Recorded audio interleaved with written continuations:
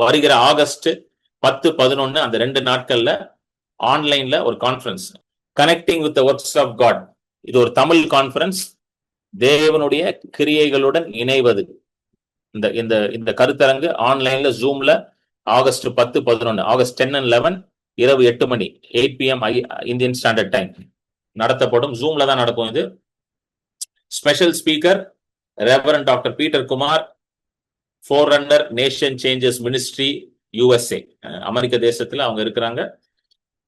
பல நாடுகள்ல ஆண்டவர் அவங்கள ஊழியத்துல பயன்படுத்துறாங்க. 40 வருஷமாக ஊழிய அனுபவம் உள்ள ஒரு அருமையான வல்லமையுள்ள தேவ மனிதர். ஆமென். தீர்க்கதர்சன ஊழியம், பிரதானமாக அவருடைய ஊழியம் வந்து தீர்க்கதர்சன ஊழியம். He is a prophetic minister. அவருடைய ஊழியமே தீர்க்கதர்சன ஊழியம் தான், ப்ராஃபட்டிக் மினிஸ்ட்ரி தான். ஸோ அவரை நான் அண்ணன் தான் கூடுவேன். Is like elder brother to me. So அண்ணன் வந்து ஒரு பல வருடங்களாக எனக்கு அண்ணனை தெரியும். ரொம்ப ஒரு அருமையான எளிமையான ஹம்பிள் மேன் ஆஃப் காட். ஐ மீன் வல்லமையான தேவ ஊழியர். ஸோ அவர் தான் ஸ்பெஷல் ஸ்பீக்கர், அண்ணன் தான் ஸ்பெஷல் ஸ்பீக்கராக இருக்கிறாங்க. ஸோ அண்ணன் தான் இந்த மீட்டிங் ஆர்கனைஸ் பண்ணணும்னு கேட்டுக்கொண்டாங்க. பிகாஸ் ஆண்டவர் வந்து இப்படி ஒரு மீட்டிங்கை பண்ணணும் அப்படின்னு ஆண்டவர் அவங்களோட பேசினாரு. ஸோ அதனால இதை ஆர்கனைஸ் பண்ணியிருக்கோம், ஆன்லைன்ல பண்ணியிருக்கிறோம். ஏன்னா அநேகர் கலந்து கொள்ளலாம். ஆன்லைன்ல பண்ணும்பொழுது உலகம் எங்கும் இருந்து எல்லாரும் கலந்து கொள்ளலாம். அதுக்காக ஆன்லைன்ல. ஸோ நீங்களும் கலந்து கொள்ளலாம். உங்களுக்கு தெரிந்தவர்கள், உங்க ஃப்ரெண்ட்ஸ், ரிலேட்டிவ்ஸ், ஃபேமிலிஸ், எல்லா விசுவாசிகள் உங்களுக்கு தெரிஞ்ச எல்லாரும் கலந்து கொள்ளலாம். It is open for all believers, everybody who believes in Jesus. இயேசுவை பற்றி அறிந்து கொள்ளணும்னு நினைக்கிறவங்க எல்லாரும் கலந்து கொள்ளலாம். ஸோ ரெஜிஸ்டர் பண்ணணும். ஏன்னா இது ஓப்பன் மீட்டிங்ல ரெஜிஸ்டர் பண்றவங்களுக்கு அந்த லிங்க் அனுப்பப்படும். ஸோ ரெஜிஸ்டர் பண்றதுக்கு என் நம்பர் கீழே இருக்குல்ல, 9884160264. அதுக்கு நீங்க வாட்ஸ்அப் பண்ணீங்கன்னா ரெஜிஸ்ட்ரேஷன் லிங்க் உங்களுக்கு அனுப்புவேன்.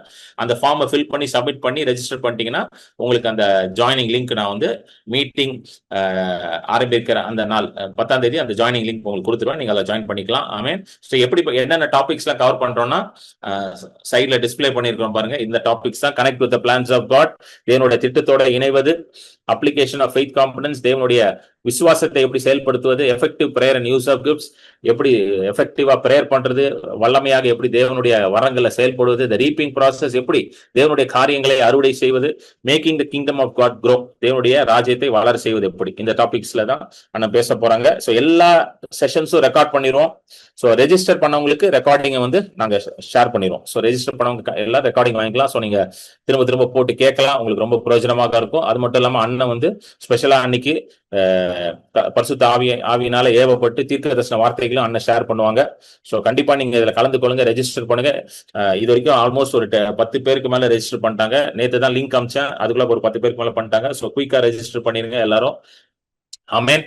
ஸோ உங்களுக்கு தெரிஞ்சவங்களுக்கும் நீங்க ஷேர் பண்ணலாம். ஸோ நீங்க வாட்ஸ்அப் என் நம்பருக்கு பண்ணீங்கன்னா ரெஜிஸ்ட்ரேஷன் லிங்க் உங்களுக்கு அனுப்பி விட்டுருவேன். அந்த லிங்க்ல எல்லா டீடைல்ஸும் இருக்கும், மீட்டிங் பத்தி எல்லா டீடைல்ஸும் இருக்கும். நீங்க அதை ஃபில் பண்ணி சப்மிட் பண்ணிட்டீங்கன்னா நீங்க அந்த மீட்டிங்ல பார்ட்டிசிபேட் பண்ணலாம். ஆமென்.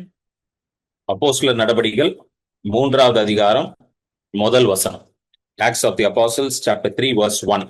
ஜெப வேளையாகிய 9 மணி நேரத்தில் பேதுருவும் யோவானும் தேவாலயத்திற்கு போனார்கள். ஆமென். ஸோ இந்த அப்போஸ்தலர் புஸ்தகத்தை நாம் போன வருஷம் ஸ்டார்ட் பண்ணோம். போன வருஷம் அக்டோபர் மாதம் ஸ்டார்ட் பண்ணோம். அப்புறம் நடுவில் ஒரு சின்ன பிரேக் ஆயிடுச்சு. டிசம்பர் வரைக்கும் நடத்தினோம், எவ்ரி டியூஸ்டே. நடுவில் பிரேக் ஆயிடுச்சு. இப்போ திரும்ப லாஸ்ட் வீக் ஸ்டார்ட் பண்ணியிருக்கிறோம். அப்போஸ்தலர் நடபடிகள், ஆக்ட்ஸ் ஆஃப் தி அப்போஸ்டல்ஸ், புதிய ஏற்பாட்டில் 5வது புஸ்தகம். ஸோ இயேசு கிறிஸ்து மரித்து அடக்கம் செய்யப்பட்டு உயிரோட எழும்பின பிறகு அவர் 40 நாள் காட்சி அளிக்கிறார். கிட்டத்தட்ட 500 பேருக்கு மேல அவரை பார்க்கிறாங்க. அப்பொழுது அவர்களுக்கு அநேக காரியங்களை அவர் போதிக்கிறார். தேவனுடைய ராஜ்யத்தின் காரியங்களை அவர் போதிக்கிறார். He is teaching them concerning the things pertaining to the kingdom of God. தேவனுடைய ராஜ்யம் எப்படி செயல்படும், தேவனுடைய ராஜ்யம் வந்து இந்த பூமிக்கு வந்து எப்படி ஆளுகை செய்ய போகிறது, எப்படி பரிசுத்த ஆவியானவர் மூலமாக நீங்கள் உன்னதத்திலிருந்து பலத்தை பெற்றுக் கொள்ளலாம், இது எல்லாத்தையும் டீச் பண்றாரு. அவங்களுக்கு டீச் பண்ணிட்டு அவங்களுக்கு இன்ஸ்ட்ரக்ட் பண்றாரு. நீங்க காத்திருங்கள், எருசலேம்ல காத்திருங்க, பரிசுத்த ஆவியானவர் வருவார், வர வரைக்கும் காத்திருங்க. அவர் வந்த பிறகு நீங்க என்ன பண்ணலாம், உலகமெங்கும் போய் சுவிசேஷத்தை அறிவிக்கலாம். ஆமென். சோ 120 பேர் காத்திருக்கிறாங்க. பரிசுத்த ஆவியானவர் ஊற்றப்படுகிறாரு. ஒரு பெரிய இதான் அப்போஸ்தலர் 2வது அதிகாரத்துல அதை தான் நம்ம படிச்சோம். அந்த ப்ரீவியஸ் வீடியோஸ்லாம் போய் பார்த்தீங்கன்னா நீங்க அதை பார்க்கலாம். ஒரு தனி பிளேலிஸ்டாவே போட்டிருக்கிறோம். அப்போஸ்தலர் நடபடிகள்னு ஆக்ட்ஸ் ஆஃப் தி அப்போஸ்டல் தனி பிளேலிஸ்டே இருக்கு என் யூடியூப் சேனல்ல. அதுல போனீங்கன்னா முதல் அதிகாரம், ரெண்டாவது அதிகாரம் இதெல்லாம் கவர் பண்ணியிருக்கிறோம். கிட்டத்தட்ட 10 பார்ட் 10 பார்ட்ஸ் பேசியிருக்கிறோம். இது வந்து 11வது பார்ட். ஆமென். ஸோ ஆவியானவர் வருகிறார். ஆவியானவர் வந்த உடனே 120 பேரும் நிரப்பப்படுறாங்க. அக்னிமயமான நாவுகள், டங்ஸ் ஆஃப் ஃபயர், அவங்க மேல அப்படியே இறங்குறத பாக்குறாங்க. ஆவியானவர் ஒரு அக்னியை போல இறங்குறாரு. நாவுகள், புதிய நாவுகள், நியூ டங்ஸ் வருது. எல்லாம் அந்நிய பாஷையில பேசுறாங்க. அப்புறம் ஒரு பெரிய எழுப்புதல் உண்டாகுது. பேதுரு எழும்பி பிரசங்கம் பண்றாரு. 3000 பேர் ரட்சிக்கப்படுறாங்க. ஸோ இந்த பெரிய ஒரு எழுப்புதல் நடந்து கொண்டிருக்கிறது. எருசலேம்ல ஒரு பெரிய எழுப்புதல், ஆவிக்குரிய எழுப்புதல் நடக்குது. புதிய உடன்படிக்கையின் ஆரம்பம், the start of the new covenant. அப்போஸ்தலர் 2வது அதிகாரத்துல தான் ஸ்டார்ட் ஆகுது புதிய உடன்படிக்கையின் ஆரம்பம். இயேசு வந்து புதிய உடன்படிக்கையை வந்து எஸ்டாப்ளிஷ் பண்றாரு சிலுவையில தன்னுடைய ரத்தத்தினாலே, அவருடைய மாம்சத்தினாலையும் எஸ்டாப்ளிஷ் பண்றாரு. அதோட ஸ்டார்ட் வந்து ஆவியானவர் ஊற்றப்பட்ட பிறகுதான் ஸ்டார்ட் ஆகுது. ஏன்னா நியூ கவர்னன்ட்ல most important member is the Holi spirit. புதிய ஏற்பாட்டுல, புதிய உடன்படிக்கை ரொம்ப முக்கியமான நபர் வந்து பரிசுத்த ஆவியானவர். பரிசுத்த ஆவியானவர் இல்லாம புதிய உடன்படிக்கையே கிடையாது. அதனாலதான் மாம்சமான யாவர் மேலும் என் ஆவியை ஊற்றுவேன் என்று யோவேல் தீர்க்கதரிசி யோவேல் 2:28 தீர்க்க தரிசனமாக இந்த நாட்களை பத்தி அவர் தீர்க்க தரிசனமா பேசினார். சோ இதை எடுத்து பேதுரு பிரசங்கம் ரசிக்கப்படுறாங்க, ஞானஸ்தானம் பெறுறாங்க, பெரிய எழுப்புதல் நடக்குது. அந்த சமயத்துல ஒரு நாள் என்ன ஆகுது, இவங்க ரெண்டு பேதுருவும் யோவானும், இவர்கள் தான் மூத்த அப்போஸ்தலர்கள். பேதுருவும் யோவானும் தே ஆர் பைனியர் அப்போஸ்டல்ஸ். இவங்க ரெண்டு பேரும் ஜெபாலயத்துக்கு போறாங்க ஜெபிப்பதற்காக. வேதம் தெளிவாக போட்டிருக்கு, வேதத்துல போட்டிருக்கு ஜெப வேலைன்னு போட்டிருக்கு. ரொம்ப முக்கியமான வசனம், ஜெப வேலை, time of prayer, an hour of பிரேயர்னு போட்டிருக்கு. ஸோ hour of பிரேயர், ஆங்கிலத்தில் hour of பிரேயர்னு வருது, ஜெப வேலைன்னு தமிழ்ல எழுதியிருக்கிறாங்க. அப்போ ஒரு ஜெபத்திற்கான ஒரு நேரம் இருந்திருக்கு. அப்போஸ்தலர்கள் வந்து இதுக்கு ரொம்ப முக்கியத்துவம் கொடுக்குறாங்க. வரப்போற இதுலயும் நம்ம நிறைய அதை பார்க்க போறோம். எப்படியுமே எனக்கு தெரிஞ்சு வந்து பேதுரு, யோவான் எல்லா அப்போஸ்தலர்களுக்கும் ஊழியம் வந்து பயங்கரமா வளர்ந்துருக்கும். ஏன்னா பெரிய எழுப்புதல் நடக்குது, அநேகர் ரட்சிக்கப்படுறாங்க, ஆயிரம் கணக்கான மக்கள் வந்து சபையில சேர்க்கப்படுறாங்க. ஆனாலும் இவர்கள் ஜெபத்திற்காக நேரத்தை ஒதுக்கி, நான் போய் கண்டிப்பா ஜெபிக்கணும் என்று அதற்காக ஒரு நேரத்தை ஒதுக்கி போறாங்க. அது எப்படிப்பட்ட நேரம் என்று எழுதப்பட்டிருக்கு என்றால் 9 மணி நேரம் போட்டிருக்கு. 9 மணி நேரம் என்றால் யூதனுடைய கிளாக்ல, ஜூவிஷ் கிளாக்ல வந்து 9th ஹவர்னா நமக்கு வந்து மதியம் 3 மணி. ஏன்னா ஜூவிஷ் கிளாக், அதாவது யூதர்களுடைய அந்த கடிகாரம் வந்து 6 மணிக்கு, காலை 6 to மாலை 6 தான் கணக்கு வச்சிருப்பாங்க. காலை 6ல இருந்து மாலை 6. மாலை 6 வந்து 12 மணி நேரம் முடிஞ்சிருச்சு. ஸோ டே டைம் கிளாக் அது. ஸோ 9 மணி நேரம் என்றால் மதியம் 3 மணிக்கு அவங்க போறாங்க, ஜெபிக்கிறதுக்காக போறாங்க. ஸோ ஒரு டிசிப்ளின் ஆஃப் பிரேயர் ரொம்ப முக்கியம். பிரேயர்ல வந்து ஒரு டிசிப்ளின் தேவைப்படுகிறது. ஒரு டிசிப்ளின் ஆஃப் பிரேயர் வைக்கிறாங்க. ஸோ நிறைய பேர் நான் கேள்விப்பட்டிருக்கேன், அவங்க எல்லாம் என்ன சொல்லுவாங்கன்னா, நான் வந்து ஜெபிப்பேன் பிரதர். எப்போ ஜெபிப்பீங்க அப்படின்னு கேட்டா, எப்பெல்லாம் தோணுதோ ஜெபிப்பேன் பிரதர், அதுக்கெல்லாம் டைம்லாம் நான் செட் பண்ணல, whenever I feel like I pray அப்படின்வாங்க, and I always pray அப்படின்வாங்க. ஆனா அப்படிப்பட்ட நபர்களுடைய வாழ்க்கையெல்லாம் நான் பார்க்கும் பொழுது ஒரு விஷயத்த நான் என்ன கண்டுபிடிச்சேன்னா, இந்த எப்பெல்லாம் ஜெபிப்பேன், எப்போ தோணுதோ ஜெபிப்பேன்னு சொல்றவங்களாம் ஜெபிச்சதே கிடையாது. ஏன்னா தோணா தானே ஜெபிப்பாங்க, தோணவே தோணாது. அதனால எப்ப தோணுதோ ஜெபிக்கிறோம், ஜெபிக்க மாட்டான். ஏன்னா அவன் சொல்லுவான், அது தோணலையே, தோணா தானே ஜெபிக்க முடியும் அப்படின்னு கேட்டா. சோ ஒரு பிரேயர்ல வந்து ஜெபத்துல ஒரு டிசிப்ளின் இருக்கிறது ரொம்ப முக்கியம். நம்மளுடைய பிஸி ஸ்கெடியூலையும் நம்ம என்ன பண்ணணும்னா, ஒரு நேரத்தை ஒதுக்கி ஜெபிக்கிறது நல்லது. அது நமக்கு எப்படியாவது அந்த ஸ்கெடியூல்ல ஒரு நேரத்தை ஒதுக்கிக்கலாம். மணிக்கணக்குல ஒரு இடத்துல உட்காந்து ஜெபிக்க முடியாது, கண்டிப்பா அது நாட் பாசிபிள். ஏன்னா எல்லாருக்குமே வந்து ஒர்க் இருக்கும், மற்ற வேலைகள் இருக்கும். ஆனாலும் ஏதோ ஒரு கொஞ்ச நேரம் வந்து ஒதுக்கி ஜெபத்திற்காக ஒதுக்கி என்ன பண்ணலாம், நிச்சயமா ஜெபிக்கலாம். ஸோ இந்த மாதிரி ஒரு டிசிப்ளின் கொண்டு வரணுன்றதுக்காக தான் நான் நம்மளும் என்ன பண்றோம், காலையில 7ல இருந்து 7:30 மணிக்கு வரைக்கும் அந்த ½ hour வந்து அட்லீஸ்ட் ஒரு ½ hour தான் அந்நிய பாஷையில டிசிப்ளின்டா டெய்லி காலையில ப்ரேயர் பண்ணலாம்னு சொல்லி அதை நடத்திக்கிட்டு இருக்கான். ஆமென். ஸோ இந்த prayer discipline is very important. இந்த ஜெப ஒழுக்கம் என்பது ரொம்ப ரொம்ப முக்கியம். ஆமென். ஏன்னா ஜெபிக்கும் பொழுது நாம் ஆண்டவரோட நேரம் செலவு செய்கிறோம். And discipline sets you free. ஒரு ஒழுக்கமான கிறிஸ்துவ வாழ்க்கை வந்து நம்மளை விடுதலையோட நடத்துகிறது. நிறைய பேர் நினைக்கிறாங்க ஒரு ஃப்ரீ லைஃப் அப்படின்னா டிசிப்ளின்லாம் தேவையில்லை, இஷ்டத்துக்கு வாழலாம். கிடையாது. டிசிப்ளினா இருக்கும் பொழுதே நம்ம வாழ்க்கை வந்து என்ன ஆகுது, நல்ல ஒரு ஃப்ரீ ஆகுது. ஸோ டிசிப்ளினா ப்ரே பண்ண ஆரம்பிங்க. அதுக்குன்னு ஒரு டைம் செட் பண்ணி ப்ரே பண்ணுங்க. அப்புறம் பாருங்க உங்க வாழ்க்கையில எப்படி தேவன் உங்களுக்காக வைத்திருக்கிற சுயாதீனத்தையும் அந்த விடுதலை நீங்க அனுபவிப்பீங்க என்று. ஆமென். ஸோ இவர்கள் வந்து இதை அறிந்திருக்கிறது, அப்போஸ்தலர்களுக்கு வந்து இது நல்லா புரிஞ்சிருக்கு, எப்படி வந்து discipline prayer life is important. அதனாலதான் என்ன பண்றாங்க, அந்த நேரத்தை ஒதுக்கி போய் ஜெபிப்பதற்காக தேவாலயத்திற்கு போறாங்க. இன்னொன்னு வந்து ரொம்ப ஒரு ஒரு ஆவிக்குரிய ஒரு காரியம் இதுல இருக்குது. என்னன்னா, ஏன் அந்த 9th hour வேதத்துல வந்து ஒரு காரியம் வந்து மென்ஷன் பண்ணிருக்குன்னா, அது வந்து ஒரு ஒரு ஒரு சும்மா எல்லாம் மென்ஷன் பண்ணிருக்க மாட்டாங்க. எஸ்பெஷலி இந்த டைம், அப்புறம் அப்புறம் இந்த நாள், அந்த மாதிரி எல்லாம் சில காரியங்கள், ஒரு இன்ட்ரிகேட் டீடைல்ஸ் சில ஸ்பெசிபிக்கா பண்ணிருக்காங்கன்னா, வேதத்துல வந்து பரிசுத்த ஆவியானவர் வந்து அதை மென்ஷன் பண்ணிருக்கிறாருன்னா, அதுல ஏதோ ஒரு ஸ்பிரிச்சுவல் சிக்னிபிகன்ஸ், ஒரு ஆவிக்குரிய ஒரு நோக்கம் இருக்கிறது, அதுக்கு ஒரு முக்கியத்துவம் இருக்குது. சோ ஏன் 9th hour அப்படின்னு பாத்தீங்கன்னா, இயேசு கிறிஸ்து 9வது மணி நேரத்துல தான் தன்னுடைய ஜீவனை விடுகிறார். சோ இயேசு கிறிஸ்து வந்து சிலுவையில அடிக்கப்படும் பொழுது அது 3வது மணி நேரம். சோ அதுக்கு எனக்கு எங்க வசனத்தை பார்ப்போம். வசனம் பார்த்தா நமக்கு இன்னும் நல்லா புரிஞ்சிடும். மார்க் எழுதின சுவிசேஷம் 15வது அதிகாரம் 15:28 போடுங்க. 15:28 25 போடுங்க. 25 போடுங்க. அவரை சிலுவையில் அறைந்த போது 3ஆம் மணி வேலையா இருந்தது. தேர்ட் ஹவர்னா காலை 9 மணிக்கு. காலை 9 மணிக்கு இயேசுவை சிலுவையில அறையிறாங்க. 6 மணி நேரம் இயேசு வந்து சிலுவையில தொங்குறார். He was on the cross for 6 hours. So எந்த நேரத்துல அவருடைய ஜீவனை வந்து அவர் விடுகிறாரு, தன்னுடைய ஆவியை வந்து பிதாவின் இடத்துல ஒப்படைக்கிறார் என்றால், மத்தேயு எழுதின சுவிசேஷம் 27வது அதிகாரம் 45வது வசனம். Matthew 27:45. 6ஆம் மணி நேரம் முதல் 9 மணி நேரம் வரைக்கும் பூமி எங்கும் அந்தகாரம். சோ 6ஆம் மணி நேரம்னா 12 மணில இருந்து 9 மணி, அதாவது 9 மணினா 3 மணி, மதியானம் 3 மணி வரைக்கும் அந்தகாரம் இருந்தது. அதுக்கப்புறம் அடுத்த வசனம் போடுங்க. 9 மணி நேரத்தில் இயேசு ஏலி ஏலி லாமா சபக்தானி என்று மிகுந்த சத்தமிட்டு கூப்பிட்டார். அதற்கு என் தேவனே என் தேவனே என்னை ஏன் கைவிட்டீர் என்று அர்த்தமாகும். அடுத்த வசனம், அங்கே நின்றவர்கள் இவர் சிறல். ஓகே, அடுத்த வசனம் போடுங்க. சோ 9வது மணி நேரத்துல தான் இயேசு என்ன பண்றாரு, ஏலி ஏலி சபக்தானி என்று பிதாவை நோக்கி கூப்பிடுறார், என் தேவனே ஏன் என்னை கைவிடுகிறீர் என்று. அப்புறம் என்ன நடக்கு, இயேசு மறுபடியும் மகா சத்தமாய் கூப்பிட்டு ஆவியை விட்டார். சோ காலை 3ஆம் மணி நேரத்திலிருந்து 9ஆம் மணி நேரம் வரைக்கும் இயேசு தொங்கினார். 6 hours he was on the cross. So மதியம் 3 மணி வரைக்கும், காலை 9ல இருந்து மதியம் 3 மணி வரைக்கும் அவர் தொங்கினார். அதுல வந்து 12 மணி, மதியம் 12ல இருந்து மதியம் 3 வரைக்கும் என்ன இருந்துச்சு, இருள் சூழ்ந்து கொண்டு இருந்துச்சு. It was dark. நடு ஜாமத்துல என்ன ஆச்சு, நடு மதியத்துல அப்படி இருள் சூழ்ந்து கொண்டு இருந்துச்சு. ஏன்னா இயேசுடைய அது மரணம் வந்து என்ன ஆயிடுச்சு, அதுதான் அது குறிக்கிறது, the death of Jesus on the cross. Hallelujah. ஆமென்.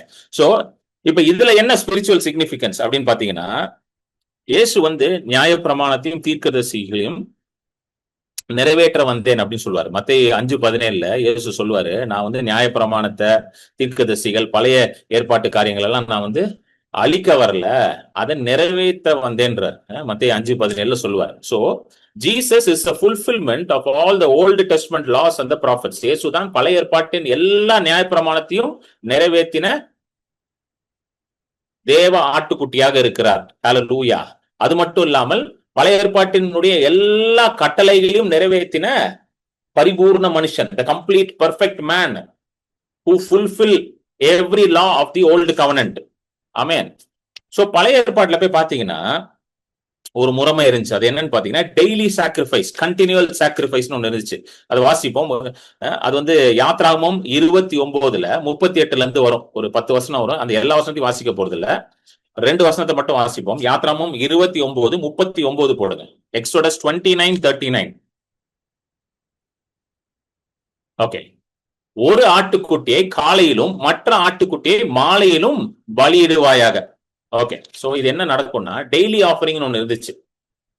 பழைய ஏற்பாட்டுல வந்து மோசே கிட்ட ஆண்டவர் சொல்றாருல, எனக்காக நீ என்ன பண்ணு, ஒரு கூடாரத்தை எழுப்புன்றாரு.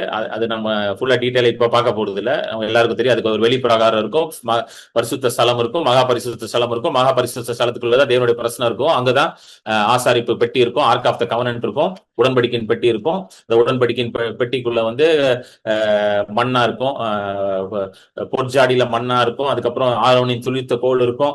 அப்புறம் வந்து அந்த பலகையில எழுதப்பட்ட 10 கட்டளைகள் இருக்கும். அதுக்கு மேலதான் ரத்தம் தெளிக்கப்படும். அதான் சிங்காசனம், அது கிருபாசனத்திற்கு மேல ரத்தம் தெளிக்கப்படும். அங்கதான் தேவ பிரசனம் இருக்கும். சோ இதுதான் அந்த பழைய உடன்படிக்கையின் ஆலயம். சோ அந்த பழைய உடன்படிக்கையின் ஆலயத்துல வந்து தினமும் வந்து ஆண்டவர் வந்து ஒரு என்ன சொல்லுவாருன்னா, ஒரு இது கொடுக்கணும், சாக்ரிஃபைஸ். தினமும் நீங்க ஒரு பலி கொடுக்கணும். அது காலையில ஒரு பலி, சாயந்தரம் ஒரு பலி. ஹல்லேலூயா. சோ இயேசு கிறிஸ்து காலை 3 மணி நேரம் பொழுது அடிக்கப்படுகிறார் சிலுவையில. 9வது மணி நேரத்துல தன்னோட உயிர் பிரிகிறது. சோ இயேசு கிறிஸ்து தான் அந்த அடிக்கப்பட்ட பலி கொடுக்கப்பட்ட ஆட்டுக்குட்டியாக இருக்கிறார். Jesus signifies the lamb that was sacrificed daily for us.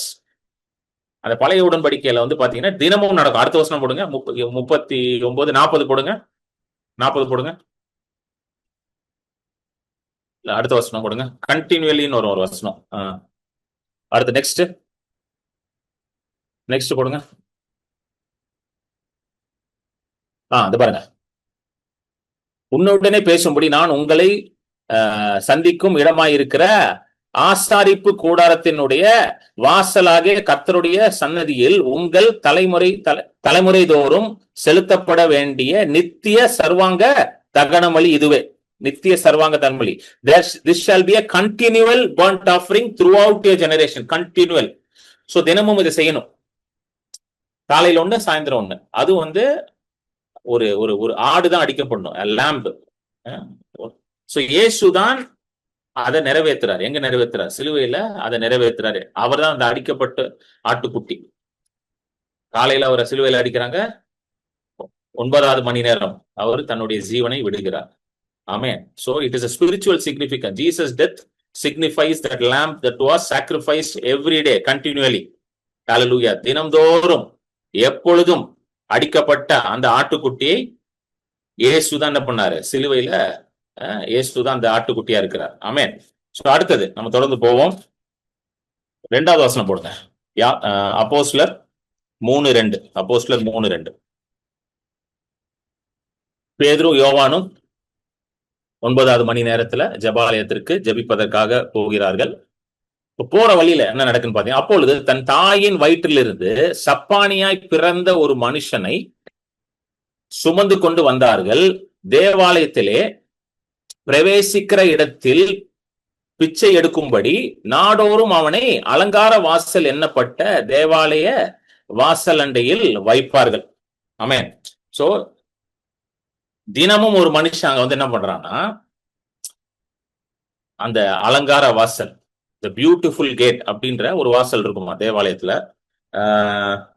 அந்த கேட்டுக்கு வந்து இன்னொரு பேர் இருக்கு. அதுக்கு இன்னொரு பேர் வந்து நிக்கமோர் கேட் அப்படின்னுவாங்க அந்த கேட்டுக்கு. அது கரெக்டா வந்து டெம்பிளோட வாசல்ல இருக்கும். அதாவது நீங்க வந்து அந்த பிக்சர் கூகுள்ல இருந்தா எடுத்து போடுறியா விஜய்? பியூட்டிஃபுல் கேட் இல்லைன்னா நிக்கமோர் கேட்டுன்னு போடு. கூகுள்ல போடு, சர்ச் பண்ணு. நிக்கமோர், NICAMOR கேட்டுன்னு போடு. அது காட்டும். நிக்கமோர் கேட்டு, சாலமன் போர்ச், த உமன்ஸ் கோர்ட்டு, நிறைய இடங்கள் இருக்கு. சோ அந்த கேட்டை தாண்டி தான் டெம்பிள்குள்ள போகணும், கோயிலுக்குள்ள போகணும், தேவாலயத்துக்குள்ள போகணும். இது வந்து 2வது தேவாலயம். முதல் தேவாலயம் சாலமன் கட்டுறாரு. அதுக்கப்புறம் பாபிலோனியர்கள் அதை அழித்து போடுறார்கள். அதுக்கப்புறம் திரும்ப எழுப்பி கட்டுறாங்க இல்ல. இது 2வது தேவாலயம். ஆமென். சோ அந்த கேட்ல வந்து டெய்லி அவரை உட்கார வச்சிருவாங்க. அதுக்கு மேல அவர் அலோடு இல்லை. அவர் கோயிலுக்குள்ள அலோடு கிடையாது. கேட்டோட தான் உட்காரணும். உட்காந்து டெய்லி பிச்சை எடுக்கணும். தன்னுடைய தாயின் வயிற்றுல இருந்தே அவர் சப்பானியா இருந்தார் என்று எழுதப்பட்டிருக்கு. தாயின் வயிற்றுல. அப்போனா டோட்டலி ஹோப்லெஸ் கேஸ். இவரு சுகமாகிறதுக்கான ஒரு வழியும் கிடையாது. ஏன்னா பிறக்கும் பொழுதே கை என்னது இல்ல, கால்கள் சரி கிடையாது. சோ இவர் வந்து நடந்ததே கிடையாது வாழ்க்கையில. கால்னா என்னன்னே தெரியாது. காலோட பயன்பாட்டே இவருக்கு தெரியாது. ஹோப்லெஸ். சோ இவருக்கும் ஹோப் இருந்திருக்காது, அவரை பெற்றவர்களுக்கும் ஹோப் இருந்திருக்காது, அவர் குடும்பத்தார் யாருக்குமே ஹோப் இருந்திருக்காது. தன் வாழ்க்கை இவ்வளவுதான், சப்பானியா போச்சு என் வாழ்க்கை வந்து இப்படியா நான் வாழ்ந்து பிச்சை எடுத்து நான் இருக்கணும். கவனிங்க. இப்போ வந்து உங்களுக்கு தெரியுது பாத்தீங்களா? அது பெருசாக்கு விஜய், ஃபுல் ஸ்கிரீனாக்கு. 2 கதவு தெரியுது. மேல ஒரு பெரிய கதவு தெரியுது, கீழே ஒரு சின்ன கதவு தெரியுதா? அந்த சின்ன கதவு தான் நிக்கமோர் கேட். சின்ன கதவு வந்து நிக்கமோர் கேட்டுனுவாங்க. அதுதான் கேட் ஆஃப் பியூட்டிஃபுல், அலங்கார வாசல். அதை தாண்டி உள்ள போனதான் இந்த பெரிய கதவு தெரியுதுல. அந்த பெரிய கதவு வந்து அதுதான் மெயின் டெம்பிள் என்ட்ரன்ஸ். இப்ப ரைட் சைட்ல பாத்தீங்கன்னா பில்லரா தெரியுதா? ஒரு மண்டபம் மாதிரி தெரியுதா? அதுதான் உமன்ஸ் கோர்ட்னுவாங்க. உமன்ஸ் கோர்ட்னா ஸ்திரீகள் வந்து டெம்பிள்குள்ள அலோடு கிடையாது. பழைய உடன்படிக்கையில வந்து ரொம்ப ஸ்ட்ரிக்டா இருந்தாங்க. அதெல்லாம் ரொம்ப ஸ்ட்ரிக்டா இருந்திருக்காங்க அவங்க. இப்பெல்லாம் அப்படி கிடையாது. அப்போ வந்து அப்படி இருந்திருக்கு. ஸ்திரீகள் வந்து டெம்பிள்குள்ள போக முடியாது, கோயிலுக்குள்ள போக முடியாது. கேட் வரைக்கும் தான் வர முடியும். ஸோ அந்த ரைட் சைட்ல இருக்கிற அந்த மண்டபம் மாதிரி தெரியுதா? அங்கதான் ஸ்திரீகள்லாம் வந்து சந்திக்கிற இடம். ஸோ ஸ்திரீகள்லாம் அங்க சந்திச்சுப்பாங்க. அதுக்கு மேல அவங்க போக முடியாது. அது மாதிரி இந்த பிச்சை எடுக்கிறவங்களும் வந்து இந்த கேட் வாசல்லே தான் உட்காரணும், அதுக்கு மேலாம் போக முடியாது, அலோடு கிடையாது. அப்புறம் இந்த இந்த முன்னாடி ஒரு இது ஃப்ரீயா ஒரு இடம் இருக்கு பாத்தீங்களா, அந்த வெட்ட வெளியே ஒரு இடம் இருக்குல்ல, இதுக்கு பேர் தான் சாலமன் ஸ்போர்ட்ஸ். சாலமன் ஸ்போர்ட்ஸ்ல தான் நிறைய இயேசு நின்று பிரசங்கம் பண்ணுவார். யோவான் 12 வந்து ஒரு சத்தம் கேட்கும் பாத்தீங்களா, இவர் மகிமைப்படுத்துவேன், இன்னும் மகிமைப்படுத்துவேன், அதெல்லாம் சாலமன் ஸ்போர்ட்ஸ் தான். அங்கதான் இயேசு நின்று பிரசங்கம் பண்ணிட்டு இருப்பாரு தன் சிலுவைக்கு அடிக்கிறதுக்கு முன்பதாக. அப்போதான் அந்த சத்தம் கேட்கும் வானத்துல இருந்து. சோ இதுதான் வந்து அந்த டெம்பிளோட பிக்சர். சோ இந்த இடத்துல வந்து பிச்சை எடுக்கிறான். திருப்பி என் வீடியோ வச்சிருங்க, வசனத்தை கீழே வச்சிருங்க. ஓகே, பிச்சை எடுக்கிறான் இவன். கொஞ்சம் கூட அவனுக்கு என்ன நம்பிக்கை இல்லை. தினமும் யாராவது அவனை கூட்டிட்டு வந்து அவனை உட்கார வைக்கிறாங்க. சோ இதுல ஒரு காரியம் நம்ம பார்க்கலாம், ஒரு ஸ்பிரிச்சுவல் காரியம், ஆவியான ஒரு காரியத்தை உணர்த்தினார். இன்னொருத்தனுடைய உதவியில, ஹியூமன் எஃபர்ட், பை ஹியூமன் எஃபர்ட்ல தான் அந்த மனுஷன் வாழ்ந்து கொண்டிருக்கான். ஹியூமன் எஃபர்ட் என்ன, மிஞ்சி போனா அவன் என்ன பண்ணலாம், பிச்சை எடுக்கலாம், அவ்வளவுதான். அந்த ஹியூமன் எஃபர்ட் வந்து அவனை எது வரைக்கும் கொண்டு போகுதுன்னா, கோயிலோட வாசல் வரைக்கும் தான் கொண்டு போகுது, அதுக்கு மேல போக முடியல. இதுல நம்ம என்ன கற்றுக்கொள்ளலாம் அப்படின்னா, என்னதான் நம்ம ஹியூமன் எஃபர்ட், அதாவது ஹியூமன் எஃபர்ட்னா நம்ம என்னதான் எஃபர்ட் போட்டாலும் மாம்சத்துல, அதாவது நான் ஹியூமன் எஃபர்ட்னு சொல்லும் போது மாம்சத்துல நம்ம போடுற எஃபர்ட், மாம்சத்துல நம்ம என்னதான் எஃபர்ட் போட்டாலும் தேவனிடத்துல நம்ம செல்ல முடியாது. ஹியூமன் ஒர்க்ஸ், மாம்சத்தின் கிரியைகள், மாம்சத்துல நம்ம போடுற செயல்கள் எல்லாத்துக்குமே லிமிடேஷன் இருக்கு. அது தேவனிடத்துல நம்மள கொண்டு போகாது. அதனாலதான் வந்து இயேசு கிறிஸ்து பரத்தை விட்டு அவரே வந்தார். Hallelujah. That is why Jesus came searching for us. He left heaven and came searching for us. ஏன்னா மனுஷன் வந்து என்றைக்குமே தேவனிடத்துல போய் சேர முடியாது.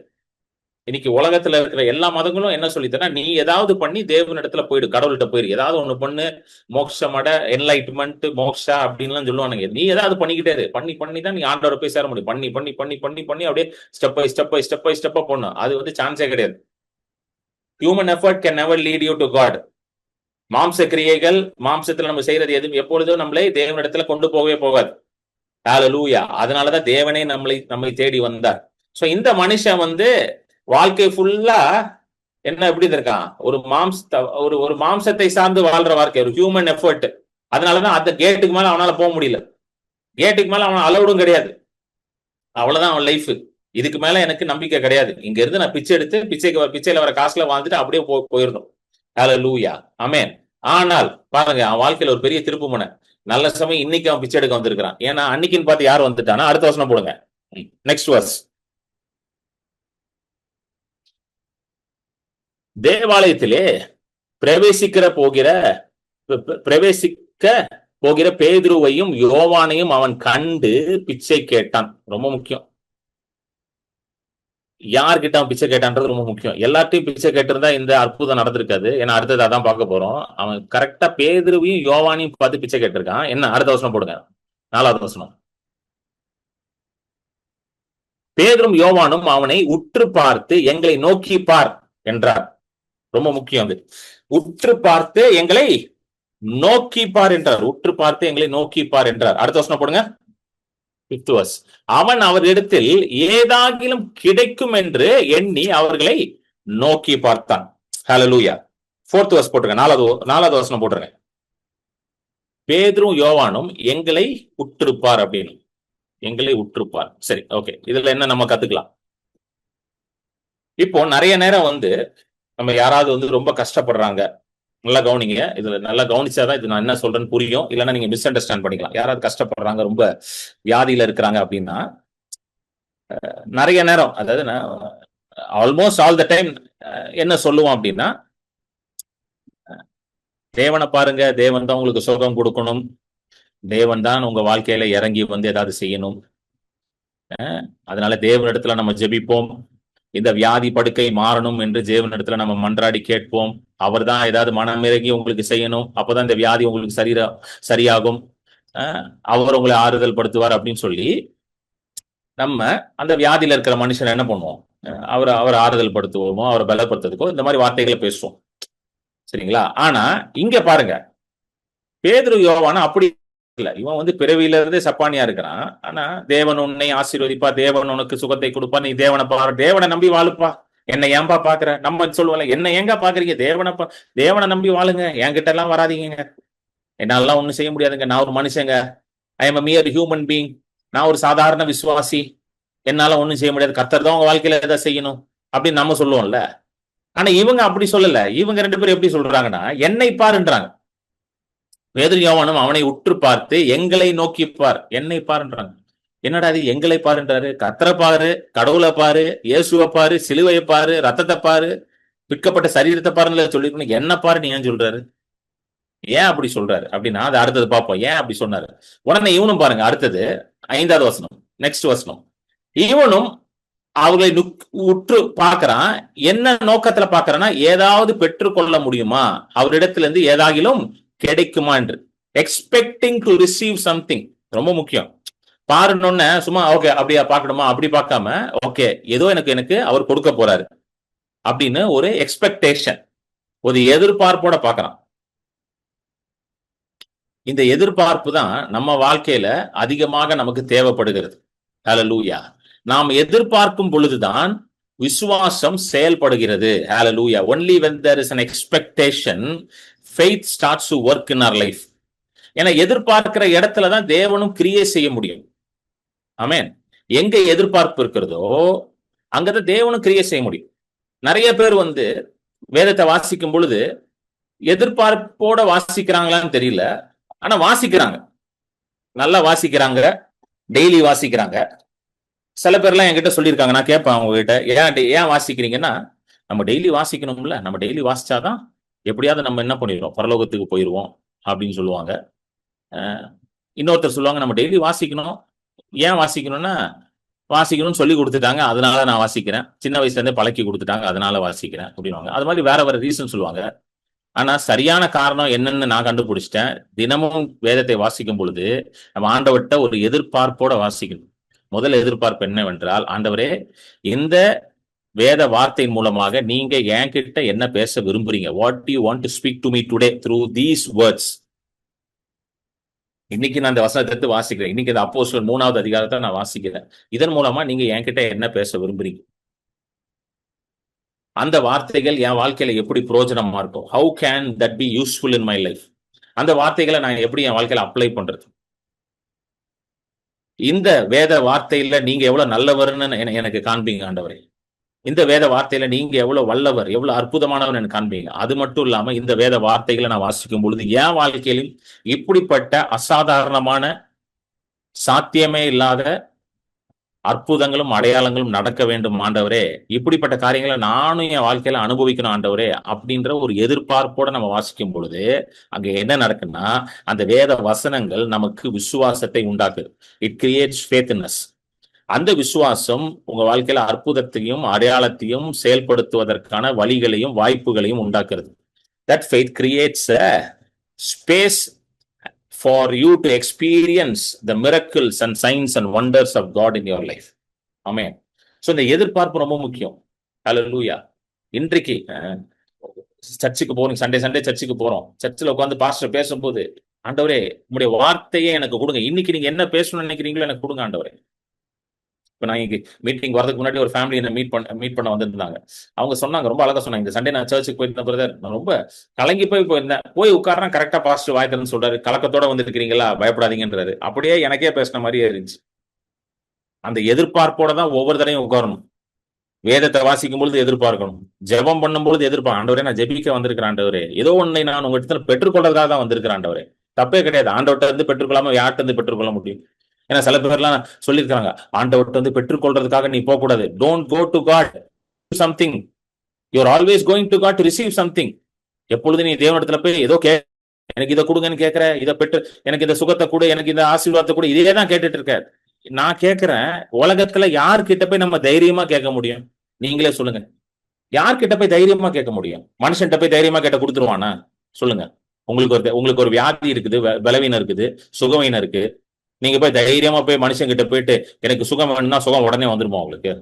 இல்ல ஒரு பெரிய பிரச்சனையில மாட்டிக்கிட்டு இருக்கீங்க, ஒரு பினான்சியல் ப்ராப்ளம் இருக்கு, அந்த ப்ராப்ளத்துல இருந்து நீங்க வெளியே வரணும், அந்த பொருளாதார சிக்கல்ல இருந்து வெளியே வரணும், மனுஷன்ட்ட போனா அதை சரி பண்ணிடுவானா அவன்? இல்ல தைரியமா கேட்டாதான் அவன் தான் ஓகே என்கிட்ட தைரியமா கேட்கறான்னு சொல்லி மதிச்சு உங்களை உடனே ஹெல்ப் பண்ணுவானா? மனுஷன்ட்ட போய் நீங்க கேட்டீங்கன்னா அவனுக்கு ஹெல்ப் பண்றேன்னு சொல்லுவான். பாதி பேர் என்ன பண்ணுவானா, ஹெல்ப் பண்றேன்னு சொல்லிட்டு பின்னாடி போயிட்டு உங்களை பத்தியே தப்பா பேசுவான், பாரு அப்படின்னு உங்களை பத்தியே தப்பா பேசிட்டு இருக்கோம். ஆனா தைரியமா ஒருத்தர்கிட்ட நீங்க கேட்கலாம், அது ஆண்டவர். You can ask him boldly anything. நீங்க தைரியமா கேட்கலாம், கூச்சப்படாம கேட்கலாம். ஏன்னா சில காரியங்களை நீங்க மனுஷன் இடத்துல தைரியமா கேட்க முடியாது. இதை எப்படி நான் கேட்கறது? எத்தனை பேர் அப்படி உணர்ந்து இருக்கீங்க? இதை போய் நான் யார்கிட்டங்க சொல்றது? இதை போய் யார்கிட்டங்க நான் கேட்கறது? ஏன்னா எந்த மனுஷனுக்கு அது புரியாது, ஆனா கர்த்தருக்கு அது புரியும். அதனாலதான் ஜெபத்துல தைரியமா எதிர்பார்ப்போட போய் உட்காரணும். அந்நிய பாஷையில் ஜெபிக்கிறீங்களா? எதிர்பார்ப்போட உட்காருங்க. ஆண்டவரே, நான் இப்போ 1 மணி நேரம் அந்நிய பாஷை ஜெபிச்சிருக்கேன். I want something to turn around in my life. I want something to change. I don't want to be the same. இப்படியே நான் இருக்கக்கூடாது. ஏதோ ஒன்று மாறணும் ஆண்டவரே. என்னவோ ஒரு மாறணும். 1 மணி நேரம் நான் உட்காந்து அந்நிய பாஷை ஜெபிக்கிறேன். Something should change. நான் உட்காந்து வேதத்தை வாசிக்கிறேன். ஏதோ ஒரு காரியம் மாறணும். என் இருதயம் மாறணும். என் சூழ்நிலை மாறணும். என் குடும்பத்தில் ஒரு மாற்றம் உண்டாகணும். அந்த எதிர்பார்ப்போட நான் வரேன் ஆண்டவரேன்னு சொல்லி அந்த எதிர்பார்ப்பை என்னைக்குமே நீங்க விட்டுறாதீங்க. Don't stop expecting from God. தேவனிடத்திலிருந்து எதிர்பார்க்கிறதை நிறுத்தாதீங்க. சில பேர் சொல்லுவாங்க, எதிர்பார்க்க கூடாது, தேவனிடத்துல எதிர்பார்க்க கூடாது. நீங்க அப்படியே எதிர்பார்ப்பு இல்லாம போய் உட்காரணும். அவரா நினைச்சு பிச்சை போடாது. சிசி, ஆண்டவர் உங்க தகப்பனுங்க பிச்சை எல்லாம் போட மாட்டாரு, அள்ளி கொடுப்பாரு. தன் சொந்த குமாரன் என்று பாராமல் இயேசுவே கொடுத்தவர் அவரோட சேர்ந்து மற்றதை எப்படி உங்களுக்கு அருளாமல் இருப்பார்? அவர் சும்மா பிச்சைக்காரனுக்கு போற, நம்ம தான் பிச்சைக்காரனுக்கு 5 ரூபா 10 ரூபா போடுவோம். அவர் நம்மள பிச்சைக்காரனா பார்க்கல, மகனாக பார்க்கிறார். மகனுக்கு யாரும் பிச்சை போட மாட்டாங்க. மகனுக்கு சுதந்திரத்தை கொடுப்பார்கள். Nobody gives arms to the sons. The father gives inheritance to the sons. Hallelujah, amen. So இந்த எதிர்பார்ப்போட தான் போகணும். சோ இந்த மனுஷன் பாருங்க, என்னை பாருன்னு ஒரு எதிர்பார்ப்பு வந்துச்சு. Okay, I am going to get something. ஆனா இவன் எதிர்பார்த்தது என்னன்னா, அடுத்த வசனம் போடுங்க. இவன் என்ன எதிர்பார்த்தானா, எல்லார்கிட்டையும் என்ன எதிர்பார்த்தானா அதான் இவன் எதிர்பார்த்தது. அடுத்த வசனம் போடுங்க, 6வது வசனம். அப்பொழுது பேதுரு, வெள்ளியும் பொன்னும் என்னிடத்தில் இல்லை, என்னிடத்தில் உள்ளதை உனக்கு தருகிறேன். நல்லா கவனிங்க. பேதுரு என்ன சொல்றாருன்னா, வெள்ளியும் பொன்னும் என்னிடத்தில் இல்லை, என்னிடத்தில் உள்ளதை உனக்கு தருகிறேன்றார். சரிங்களா? ஓகே. சோ இந்த வசனத்தை வச்சு நிறைய தியாலஜிஸ் ஃபார்ம் பண்ணிட்டாங்க. நிறைய தியாலஜிஸ்னா நிறைய இறையல் டாக்டர்ஸ் ஃபார்ம் பண்ணாங்க. என்ன சொல்லிட்டாங்க பாரு, பேதுரு என்ன சொல்றாரு, வெள்ளியும் பொண்ணும் என்னிடத்தில் இல்லைன்றார். அப்படின்னா என்னது? அப்போஸ்தலர்கள் எல்லாரும் யாருமே என்ன கிடையாது, அவங்க கிட்ட ஒண்ணும் கிடையாது. அப்போஸ்தலர்களுக்கு எல்லாம் ஒண்ணுமே கிடையாது, கையில ஒண்ணுமே இல்லாம தான் வாழ்ந்தாங்க. they were literally living without anything in life, nothing, they didn't have anything. ஒண்ணும் இல்ல பாரு, இல்லன்றாரு பாரு. அவர்கிட்ட இருந்தா கொடுத்துருப்பாருல. வெள்ளியும் பொண்ணு தான், இந்த 2 வெள்ளி காசு வச்சுக்கோன்னு கொடுத்துருப்பாருல. அவரான வெள்ளியும் பொண்ணு இல்லன்ட்டா இருப்பாரு. நல்லா புரிஞ்சுக்கோங்க, இங்க அவர் என்ன சொல்ல வர்றாருன்னு பாருங்க. ஃபுல்லா படிக்கணும் வசனத்தை. வெள்ளியும் பொண்ணும் என்னிடத்தில் இல்லை, என்னிடத்தில் உள்ளதை உனக்கு தருகிறேன். அப்படின்னா வெள்ளியும் பொன்னையும் விட விலை உயர்ந்த, மிக பரிசுத்தமான, அதுக்கு விலை மதிப்பே கிடையாது, அப்படிப்பட்ட ஒரு காரியத்தை அவர் வச்சிருக்கிறார். இந்த ஹையஸ்ட், இது உலகத்திலே ரொம்ப வேல்யூ இருக்கிறது கோல்டு தான். கரெக்டா? அதனாலதான் கோல்டு ரேட் ஏறிக்கிட்டே போகுது. கோல்டு ரேட் குறைஞ்ச மாதிரி நான் என் சரித்திரத்துல, நான் வாழ்ந்த வரைக்கும் நான் என் சரித்திரத்தை நான் பார்த்ததே இல்லை. 10 வருஷத்துக்கு முன்னாடி கோல்டு ரேட் இருந்ததுக்கும் இப்போதைக்கும் வேற எங்கேயும் இருக்கு. கோல்டு ரேட் 3 மடங்கு 4 மடங்கு ஏறி கிடக்குது. 10-15 வருஷத்துக்கு முன்னாடி இருந்ததோட இன்னும் 10 வருஷம் கழிச்சா எங்க போகும் தெரியல. அப்படின்னா வெள்ளியும் பொண்ணும் எப்படி இருக்கான்? Gold and silver are so precious. உலகமே அந்த அந்த பொண்ணுக்காக தான் என்ன பண்ணுது, ஓடிக்கொண்டு இருக்கிறது. Whole world is running behind that gold. ஹalleluya, ஆமென். அப்படிப்பட்ட விலை உயர்ந்த பொன்னை விட ஏதோ ஒண்ணு அவர்கிட்ட இருந்திருக்கான். ஹalleluya. சோ இப்ப இந்த வெள்ளியும் பொண்ணு விடுவான். இப்ப பாருங்க, இப்ப இந்த வெள்ளி பொண்ணும் இல்ல பிரதர் அவர்கிட்ட, ஆனா அதோட பெருசா ஒண்ணு இருந்திருக்கு அப்படின்றாங்க. அப்ப வெள்ளியும் பொண்ணு இருக்கக்கூடாதா அப்படின்றாங்க. வேதத்துல எங்கேயுமே வெள்ளியும் பொண்ணு இருக்கக்கூடாதுன்னு எங்கேயுமே போடல. வெள்ளி வச்சுக்காத, பொண்ணு வச்சுக்காத, ஆஸ்தி வச்சுக்காத, ஐஸ்வர்யம் வச்சுக்காதன்னு வேதத்துல எங்கேயும் போடல. இன்ஃபேக்ட் நீங்க இயேசுவோட ஊழியத்துல பார்த்தாலே இதெல்லாம் நீங்க பார்க்கலாம். யோவான் 12:6 போடுங்க. யோவான் 12:6. இது எங்க நடக்குன்னா, ஒரு ஸ்திரீ ஒரு ஒரு ஒரு நல்ல விலை உயர்ந்த தைலத்தை எடுத்துட்டு இயேசுக்கு அதை காணிக்கையாக சமர்ப்பிப்பாள். அதை உடைச்சு அதை இயேசுவின் கால்கள்ல காணிக்கையாக சமர்ப்பிப்பாள். அப்பொழுது யூதாஸ் ஒரு ஸ்டேட்மெண்ட் விடுவார். பாருங்க யூதாஸ் என்ன சொல்றாரு பாருங்க. அவன் தரித்திரரை குறித்து கவலைப்பட்டு இப்படி சொல்லாமல், அவன் திருடனாய் இருந்தபடியினாலும் பணப்பெட்டியை வைத்துக்கொண்டு அதிலே போடப்பட்டதை சுமக்கிறவனாய் இருக்கிறபடியாலும் இப்படி சொன்னான். நல்லா கவனிங்க. போடப்பட்டதை படியினாலும். ஓகே. சோ யூதாஸ் என்ன சொல்வார்னா, ஒரு அம்மா வந்து இந்த விலை வந்து தைலத்தை வந்து எடுத்து இயேசுக்கு வந்து காணிக்கே சமர்ச்சிடும். அது வந்து என்ன பண்ணா, அதை உடச்சி இயேசோட காலில் ஊத்திரும். உடனே யூதா சொல்றாரு, ஏமா இவ்வளவு விலை உயர்ந்ததை போயிட்டு வேஸ்ட் பண்ணிட்டியே, இதை வித்து என்ன பண்ணலாம், தரித்திரருக்கு நீ கொடுக்கலாமே அப்படின்னும். ஏன்னா யூதாஸ் வந்து எப்படிப்பட்டவனா பாருங்க, அவன் கையில வந்து பணப்பட்டி இருந்துச்சான். அப்பனா என்ன அர்த்தம்னா, அவன் தான் ட்ரெஷரர். எதுக்கு ட்ரெஷரர்? இயேசுடைய மினிஸ்ட்ரியோட ட்ரெஷரர். எல்லா மினிஸ்ட்ரி நீங்க போய் பாத்தீங்கன்னா ட்ரெஷரர்னு ஒண்ணு வச்சிருப்பாங்க. நீங்க போய் பாருங்க, எல்லா மினிஸ்ட்ரிலையும் இருப்பாங்க, எல்லா ஆர்கனைசேஷன்லயும் இருப்பாங்க, எல்லா கம்பெனிலும் இருப்பாங்க. வேற வேற பேர் இருக்கலாம். சில பேர் ட்ரெஷரர்னுவாங்க, சில பேர் அக்கௌண்டன்ட்னுவாங்க, சில பேர் சீஃப் அக்கௌண்ட்ஸ் ஆஃபீஸர்னுவாங்க, சீஃப் ஃபைனான்சியல் ஆஃபீஸர்னுவாங்க. பேர் மாறும். ஆனா எல்லாத்துக்கும் பணத்தை கையாளுவதற்கு ஒரு ஒரு நபர் இருப்பார். சோ இந்த யூதாஸ் வந்து இயேசுவோட மினிஸ்ட்ரியோட ட்ரெஷரர். ஏன் ட்ரெஷரர் இருந்திருக்காரு? பணப்பையும் அவன் கையில இருந்திருக்கு. அது மட்டும் இல்ல, அவன் என்ன பண்ணான், பணப்பையில இருந்து திருடவும் செய்வானா. Hallelujah. He used to steal from the money bag. ஆங்கிலத்துல போட்டிருக்கு, but because he was a thief அப்படின்னு போட்டிருக்கு. அவன் என்னமா, அந்த பணப்பையில இருந்து திருடவும் செய்வான். அப்பனா அவ்வளவு இருந்திருக்கு இயேசுவின் கையில. சோ இயேசு அநேக இடங்களுக்கு ஊழியத்துக்கு கடந்து போறாரு. ஆண்டவர் அநேகர் மூலமாக இயேசுவோட ஊழியத்திற்கு காணிக்கைகளை அனுப்பி கொண்டிருக்கிறார். ஆண்டவர் அநேகர் மூலமாக கொடுக்கிறார். இதுக்கும் ரெக்கார்ட் இருக்கு பைபிள்ல. சொல்றேன் பாருங்க, there were many financial partners for the ministry of Jesus. நிறைய பேர் இதையும் சொல்றாங்க, இயேசு ஒண்ணுமே இல்லாம இருந்தார். கிடையாது. பாருங்க, வசனத்தை ஒழுங்கா படிச்சு பாருங்க. ஒண்ணுமே இல்லாம இவ்வளவு பெரிய ஊழியத்தெல்லாம் இயேசு பண்ணிருக்க முடியாது.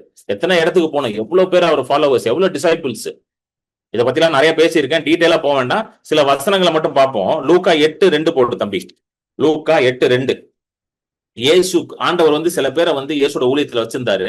அவர்கள் இயேசுவோடைய இந்த பொருளாதார தேவைகளையும் சந்திக்கிறாங்க. பாருங்க, பைனான்சியல் பார்ட்னர்ஸ்.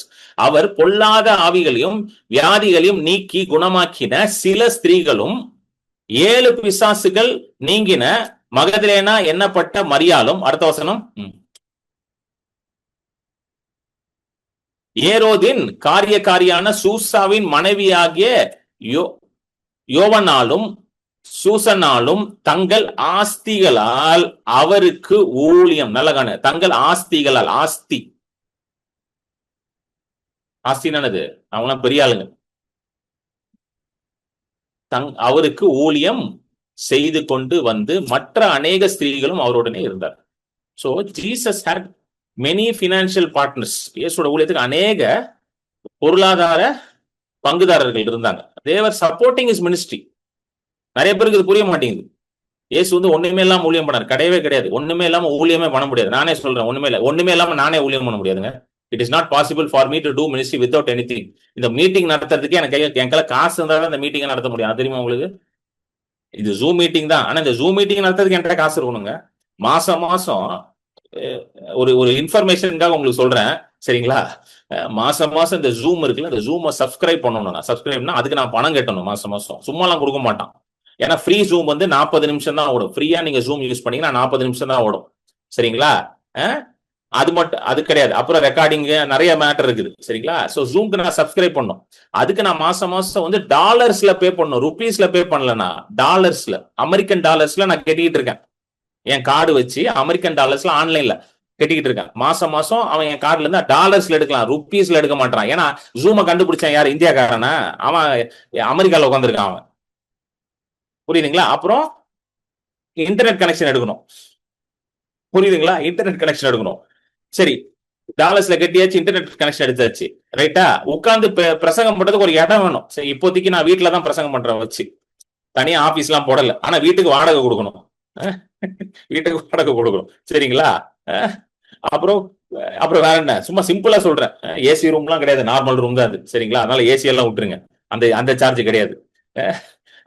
அப்புறம் இதை நடத்துறதுக்கு லேப்டாப் வேணும். அது எல்லா லேப்டாப்லயும் ஜூமை ஓட்ட முடியாது. அதுக்கு ஒரு நல்ல லேப்டாப் வேணும். ஏன்னா ரொம்ப நேரம் மீட்டிங் நடத்துவோம், லேப்டாப் சூடாகும். ஸோ ஜூமை வந்து கரெக்டா நடத்தலாம். அப்புறம் அதுக்கு ஒரு நல்ல ஒரு போன் வேணும். நல்ல போன் இருந்தாதான் நல்ல கேமரா இருக்கும். ஏன்னா போன் கேமரா தான் வச்சு நடத்துறேன், புரியுதுங்களா? இது வந்து ஜூம் மீட்டிங் நடத்துறதுக்கு மட்டுமே நான் சொல்றேன். அது தவிர அநேக இடங்களுக்கு நான் டிராவல் பண்ணி போறேன். ஹல்லேலூயா. அநேக இடங்களுக்கு மினிஸ்ட்ரிக்காக டிராவல் பண்ணி போறேன். அந்த மினிஸ்ட்ரிக்கு டிராவல் பண்றதுக்கு நம்ம என்ன தேவை? ட்ரெயின்ல போறோம், சில தூரமான நார்த் இந்தியாக்கெல்லாம் போனோம், ஃபிளைட்ல போறோம், அப்புறம் கார்ல போறோம், பெட்ரோல் போடணும், பைக்ல போறோம், எப்படியாவது போறோம். அதுக்கு தேவை அங்க போய் தங்குறதுக்கு. எங்க போனாலும் ஹோட்டல் புக் பண்ணி தங்கணும். அங்க நான்லாம் வந்து எங்க போயிட்டோம், யார்கிட்டயும் போயிட்டு எனக்கு ஹோட்டல் புக் பண்ணுங்க, எனக்கு இந்த ஹோட்டல் போடுங்க, அந்த ஹோட்டல் போடுங்க, அது கத்தருக்கு தெரியும், கத்தருக்கு சாட்சியா நான் பேசிக்கிட்டு இருக்கேன். யார்கிட்டயும் போய் டிமாண்ட் பண்றதே கிடையாது. எனக்கு எனக்கு இந்த ஹோட்டல்ல தான் போடணும், எனக்கு அந்த ஹோட்டல்ல தான் போடணும், அங்கதான் நான் சாப்பிடுவேன், ஐயா இங்கதான் சாப்பிடுவாரு, அதெல்லாம் கிடையாது. நான் போவேன், ஆண்டவரே நீங்க எனக்கு கொடுங்க, நீங்க தான் என் ஊழியத்தை கலைச்சிங்க, நீங்க கொடுங்க அப்படின்னு சொல்லி எங்க எனக்கு ஹோட்டல் வசதியா இருக்கும் அங்க நான் போட்டு தங்கிட்டு ஊழியத்தை முடிச்சுட்டு வந்துகிட்டே இருப்பேன். ஏன்னா கர்த்தரை நம்பி தான் ஊழியம் பண்றோம். சோ கர்த்தரை நம்பி ஊழியம் பண்றேன்னா கர்த்தர் விட்டுருவாரா? விட மாட்டார். யார் மூலமாக தேவைகளை சந்தித்து கொண்டே தான் இருப்பார். ஹல்லேலூயா, ஆமென். இதுதான் புரிஞ்சுக்கணும். இதுதான் இயேசுக்கும் பண்ணார் ஆண்டவர். இயேசு வந்து ஊழியத்துக்கு வராரு, பிதாவை நம்பிதான் ஊழியத்துக்கு வந்தாரு.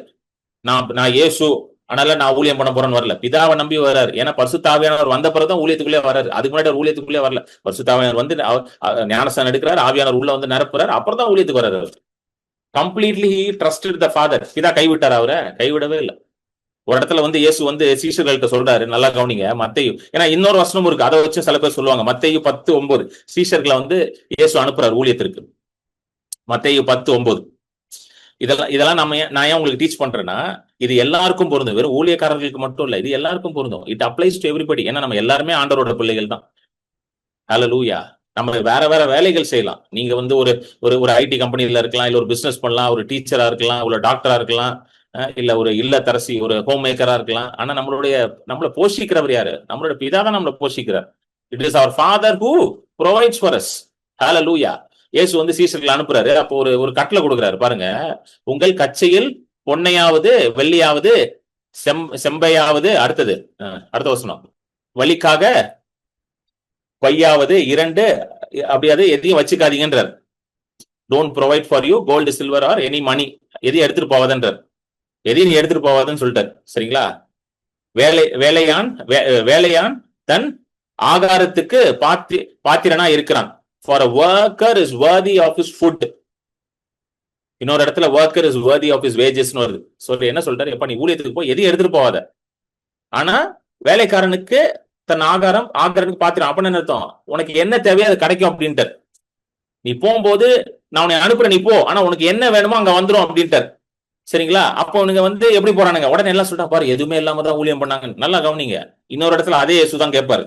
வாங்க, லூக்கா எழுதின சுவிசேஷம் 22, லூக்கா எழுதின சுவிசேஷம் 22:35 போடுங்க. பின்னும் அவர் அவர்களை நோக்கி, நான் உங்களை பணப்பையும் சாமான் பையும் பாதரட்சைகளும் இல்லாமல் அனுப்பின போது ஏதாகிலும் உங்களுக்கு குறைவாய் என்றார். அவர்கள் ஒன்றும், நல்லா கவனிங்க, அவர்கள் ஒன்றும் குறைவாய் இருந்ததில்லை என்றார்கள். புரிஞ்சிருச்சுங்களா? அப்போ ஆண்டவரை நம்பி வாழ்ந்தனா குறைவு இருக்காது. ஹல்லேலூயா. இதுதான் இயேசு சொல்லி கொடுத்தார் சீஷர்களுக்கு. அப்ப என்ன நம்பி வாழு, நீ என்ன வேலை வேணா செய், ஆனா என்ன நம்பி செய். You do whatever you want. What God has called you to do it. ஆண்டவர் உங்களை எதற்காக அழைத்து இருக்கிறாரோ செய்யுங்க. என்ன வேலையை உங்க செய்ய சொல்றாரோ செய்யுங்க. ஆனா என்ன நம்பி செய்யாது, எந்த மனுஷனையும் நம்பி செய்யாதன்றாரு. இதுதான் உங்களுக்கு சொல்லி தராரு. ஒண்ணு எடுத்துட்டு போதான் சொன்ன. பணப்பை எடுத்துட்டு போத எப்படி சொல்லியிருக்காரு? பணப்பை எடுத்துட்டு போத, துணிப்பை எடுத்துட்டு போத, பாத செருப்பு கூட போடாம போன்ட்டாரு. ஆனா உனக்கு ஏதாவது குறைவு இருந்துச்சான்னு கேட்கற. அப்ப அவன் என்ன சொல்லிருக்கான்? என்ன ஆண்டவரே, செருப்பு கூட போடாமன்னு சொல்லிட்டீங்க, காலெல்லாம் ஒரே முள்ளு ஆண்டவரே, போற வழியெல்லாம் முள்ளு குத்திருச்சு. என்ன ஆண்டவரே, நீங்க உங்ககிட்ட ஊழியத்துக்கு வந்தா இப்படி முள்ளுல நடக்க விட்டீங்களா ஆண்டவரே? என்ன இது தெரிஞ்சிருந்தா வந்திருக்கே மாட்டேன் ஆண்டவரே ஊழியத்திற்கு அப்படின்னு சொன்னாங்களா? சொல்லுங்க, யோசிச்சு பாருங்க. நம்ம ஆண்டவர் வந்து சாதாரண ஆள் கிடையாதுங்க. நிறைய பேர் ரொம்ப சாதாரண ஆள் நினைக்கிறாங்க.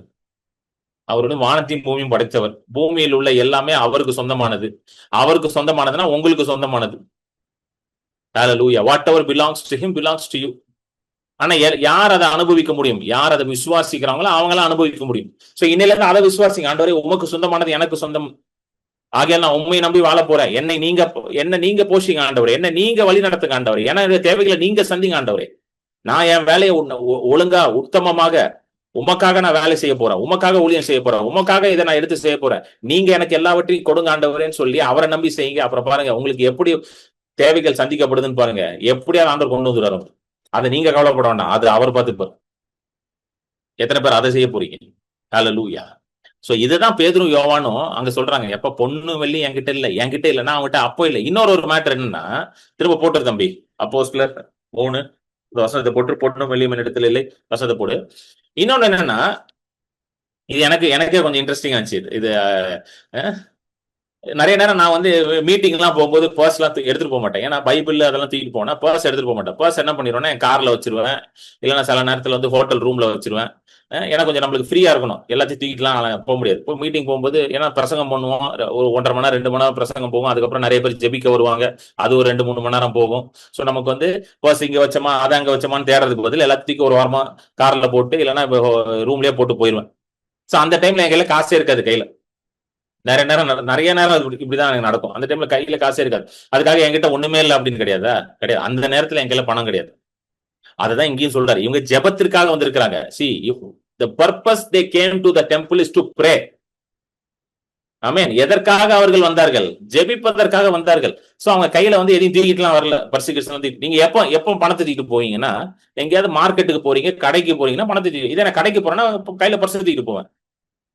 கடைக்கு போகும்போது பைபிளை தூக்கிட்டு போக மாட்டேன்ல. இப்போ பைபிள் பேக் இருக்கு இல்ல, பைபிள் நான் ஒரு பேக்ல வச்சிருப்பேன். அந்த பேக்கை வந்து கடைக்கு போகும்போது சூப்பர் மார்க்கெட் போகும்போது எல்லாம் கையில தூக்கிட்டு போக மாட்டேன். ஆனா ஊழியத்துக்கு போகும்போது எதை தூக்கிட்டு போவேன்? பைபிள்ல தூக்கிட்டு போவேன். ஆனா கடைக்கு போகும்போது பர்ஸை தூக்கிட்டு போவேன். எத்தனை பேர் புரியுது? ஹல்லேலூயா. சோ இவங்க இன்னைக்கு ஜெபத்திற்காக வந்திருக்காங்க, கையில என்ன எடுத்துட்டு வரல, வெள்ளியும் பொண்ணு எதுவும் எடுத்துட்டு வரல. அவங்க நோக்கம் ஜெபம் பண்ணணும், அவ்வளவுதான் நோக்கம். their intention is only to pray, not any other intention. ஹல்லேலூயா. அப்பொழுது இவன் வந்து அவர்களை பார்த்து ஏதோ பொண்ணு கிடைக்குமா வெள்ளி கிடைக்குமான்னு அவங்கள பார்த்து என்ன பண்றான், ஏன்னா இவன் பிச்சை எடுக்கிறதா இவன் தொழிலா இருக்கிறனால ஏதாவது கிடைக்குமான்னு பாக்குறான். அதுக்குதான் அவர் பதில் சொல்ற, எப்ப என் பொண்ணு வெளி இல்லை என்கிட்ட, ஆனா அதை விட விலை உயர்ந்த ஒரு காரியத்தை நான் வச்சிருக்கிறேன், much superior, much precious, it good change your life. உன் வாழ்க்கையை மாற்றி போடுகிற ஒரு காரியம் என்கிட்ட இருக்குது. பொண்ணு வெள்ளியும் வாழ்க்கையை மாற்றி போடாது. அந்த வேலைக்கு ஒரு சோறு வேணா கிடைக்கும் உனக்கு. நான் கொடுக்குற அந்த காசை வச்சு நீ அந்த ஒரு வேலைக்கு சோறு வேணா வாங்கி சாப்பிடலாம். ஆனா நான் கொடுக்கறது வந்து உன் வாழ்க்கையை திருப்பி போட போகுது. அதை தான் நான் உனக்கு கொடுக்க போறேன் அப்படின்றாரு. இதைதான் ஆண்டவர் உங்களுக்கும் கொடுத்திருக்கிறார். ஹல்லேலூயா. ஆமென். இந்த வாழ்க்கையை மாற்றி போடுகிற காரியம் உங்களுக்கும் கொடுக்கப்பட்டிருக்கு. வெறும் ஒரு அப்போஸ்தலர் பேதுரு, அப்போஸ்தலர் யோவானுக்கு மட்டும் ஆண்டவர் கொடுக்கல, ஒவ்வொரு விசுவாசிக்கும் இது கொடுத்திருக்காரு. அது என்னது தெரியுமா? வாசிப்போமா? என்னிடத்தில் உள்ளதை உனக்கு தருகிறேன், நஸ்ரேனாகிய இயேசு கிறிஸ்துவின் நாமத்தில் நீ எழுந்து நட என்று சொல்லி. ஹல்லேலூயா. இந்த இயேசு கிறிஸ்து என்ற நாமம் வெறும் ஊழியக்காரர்களுக்கு மட்டும் கொடுக்கலங்க, அவரை விசுவாசிக்கிற ஒவ்வொருத்தருக்கும் கொடுக்கப்பட்டிருக்கிறது. Hallelujah. It has been given to everybody who is watching now. இப்ப பார்த்து கொண்டிருக்கிற ஒவ்வொருத்தருக்கும் அது கொடுக்கப்பட்டிருக்கு. இதுக்கப்புறமும் யூடியூப்ல பார்க்க போற உங்களுக்கும் அது கொடுக்கப்பட்டிருக்கு. நிறைய பேர் நினைக்கிறாங்க, இப்படிப்பட்ட இயேசு கிறிஸ்துவின் நாமத்தின் வல்லமை, இயேசு கிறிஸ்துவின் நாமத்தின் அதிகாரம் இது வெறும் ஊழியக்காரங்களுக்கு மட்டும்தான் பிரதர், அவங்களுக்கு மட்டும்தான். அப்போஸ்தலர் பேதுருவும் அப்போஸ்தலர் யோவானும் ஊழியக்காரங்க பிரதர். அதனாலதான் அவங்க வந்து நசரேயனாகிய இயேசு கிறிஸ்துவின் நாமத்தினாலே நீ எழுந்து நட என்று சொன்னார்கள். நாங்க சாதாரண விசுவாசி. நான் எப்பவுமே சொல்ற ஸ்டேட்மெண்ட் இப்பவும் திரும்ப சொல்றேன், விசுவாசியில சாதாரண விசுவாசின்னு ஒரு விசுவாசியே கிடையாது. விசுவாசினாலே சாதாரணம் கிடையாது, விசுவாசினாலே அசாதாரணம், சூப்பர் நேச்சுரல் தான். There is nothing called as an ordinary believer. Believer means supernatural. Believer means you are not a natural man, you are a spiritual man. விசுவாசினாலே நீ ஆவிக்குரிய மனுஷன் தாங்க. நீங்களாம் சாதாரண மனுஷனே கிடையாது. சில பேர் நிறைய பேர் சொல்லுவாங்க, நான் சாதாரண விசுவாசி, நீங்க ஒரு பெரிய ஊழியக்காரர், நான் சாதாரண விசுவாசி, அவர் ஒரு பெரிய தீர்க்கதரிசி. கிடையவே கிடையாது. இயேசு அப்படி சொல்லவே இல்லை, வேதமும் அது சொல்லவே இல்லை. நீ சாதாரண விசுவாசி, நீ எக்ஸ்ட்ரா சாதாரண ஸ்பெஷல் விசுவாசி, கிடையவே கிடையாது. எல்லாருக்கும் இயேசுவுடைய நாமம் கொடுக்கப்பட்டிருக்கு. Everybody has been given the name of Jesus Christ. இந்த நேம் என்ற வார்த்தை வந்து ரொம்ப முக்கியமான வார்த்தை. கிரீக்ல வந்து இந்த வார்த்தை, அந்த நாமம்ன்ற வார்த்தை வந்து பாத்தீங்களா, இங்க வந்து தமிழ்ல வந்து என்ன வார்த்தை யூஸ் பண்றாங்க? நசரேயனாகிய இயேசு கிறிஸ்து நாமத்தினால. இங்கிலீஷ்ல நேம் யூஸ் பண்றாங்க. ஓன் நாமா அப்படின்ற வார்த்தை தான் கிரீக்ல யூஸ் பண்றாங்க. ஏன்னா புதிய ஏற்பாடு வந்து கிரேக்க மொழியில இருந்து தான் டிரான்ஸ்லேட் பண்றாங்க. சோ கிரேக்க மொழியில தான் எழுதப்படுது புதிய ஏற்பாடு. பழைய ஏற்பாடு வந்து எபிரேய மொழியில எழுதப்படுகிறது. சோ கிரீக் வேர்டு வந்து பாத்தீங்கன்னா ஓனாமா. ஓனாமா அப்படின்னா a name of authority and character. ஓனாமா அப்படின்னா என்னது? a name of authority and character.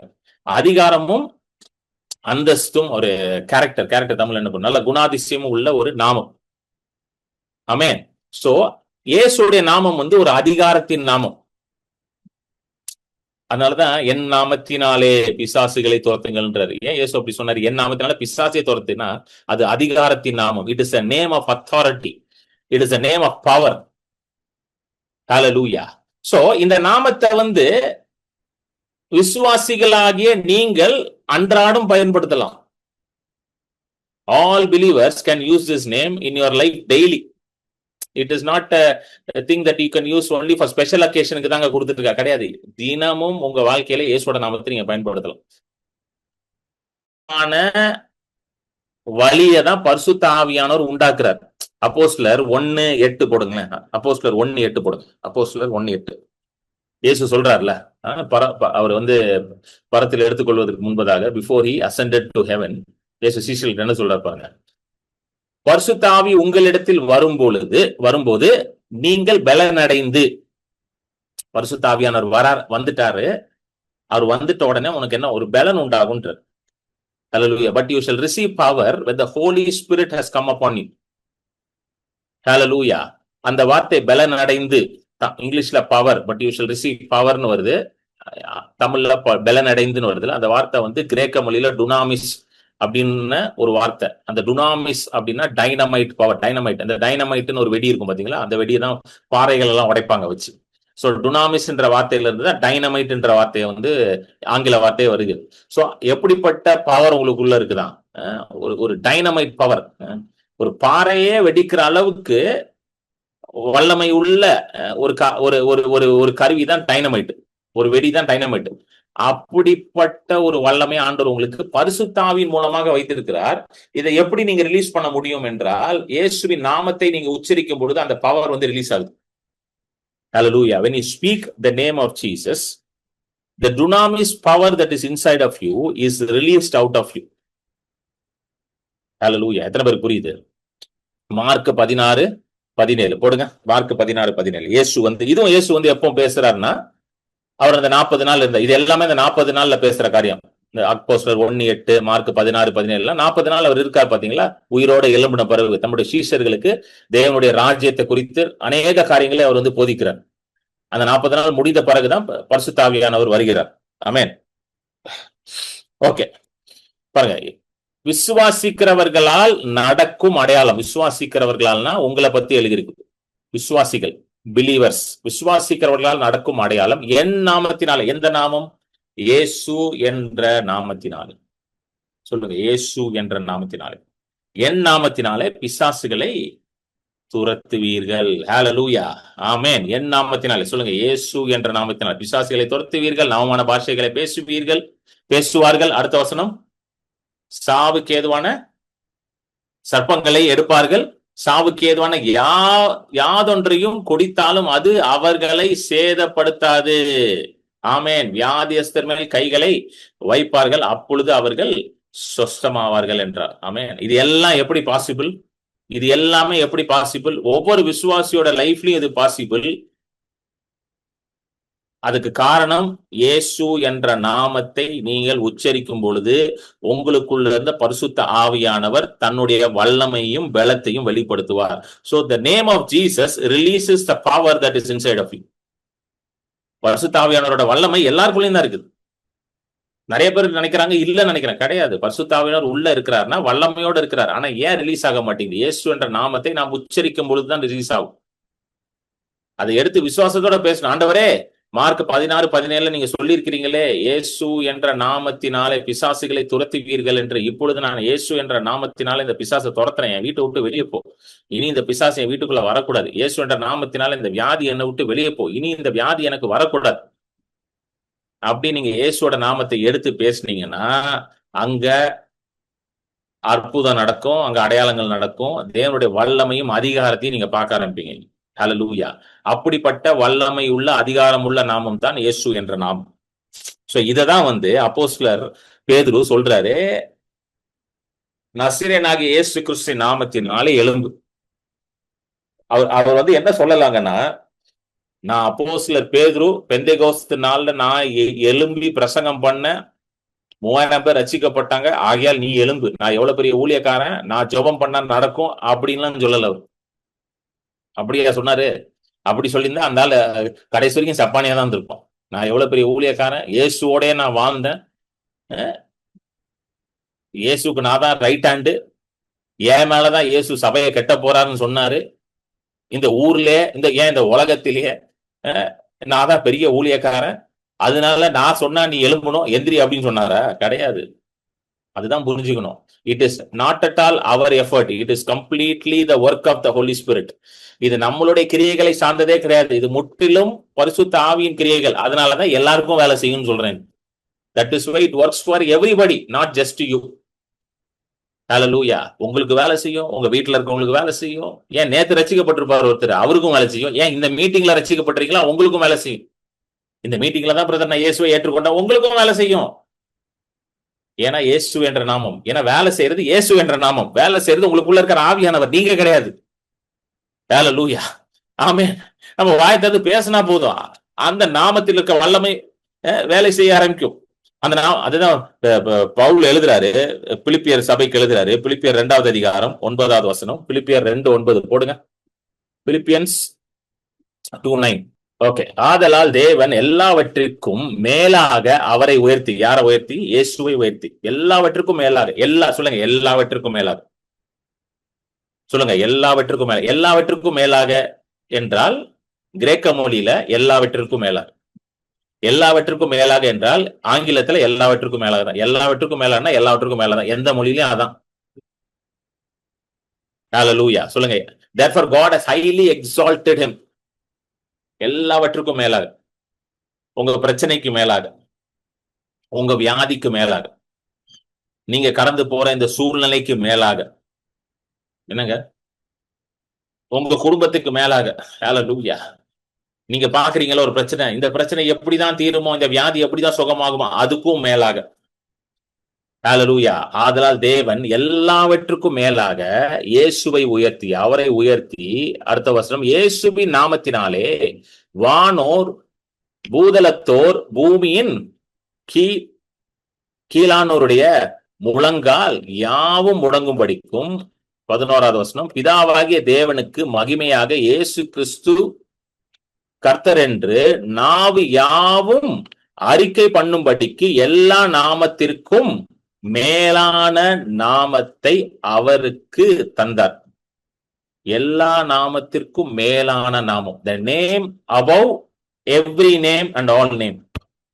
இயேசுவோடைய நாமம் எல்லா நாமத்திற்கும் மேலாம். அதாவது இந்த உலகத்துல எல்லாத்துக்குமே நாமம் இருக்கிறது. இந்த உலகத்துல எவ்ரிதிங் ஹாஸ் a name. கரெக்டா? Anything and everything has a name. இந்த உலகத்துல நீங்க பாக்குற எல்லாத்துக்குமே நாமம் இருக்குங்க. நாமம்னா பேர் இருக்கு, எல்லாத்துக்கும் பேர் வச்சிருக்கீங்க. ஒரு வியாதியா, அந்த வியாதிக்கு ஒரு பேர் வச்சிருக்காங்க. அந்த வியாதிக்கு ஒரு பேர் இருக்கா? பேர் வச்சிருக்காங்க.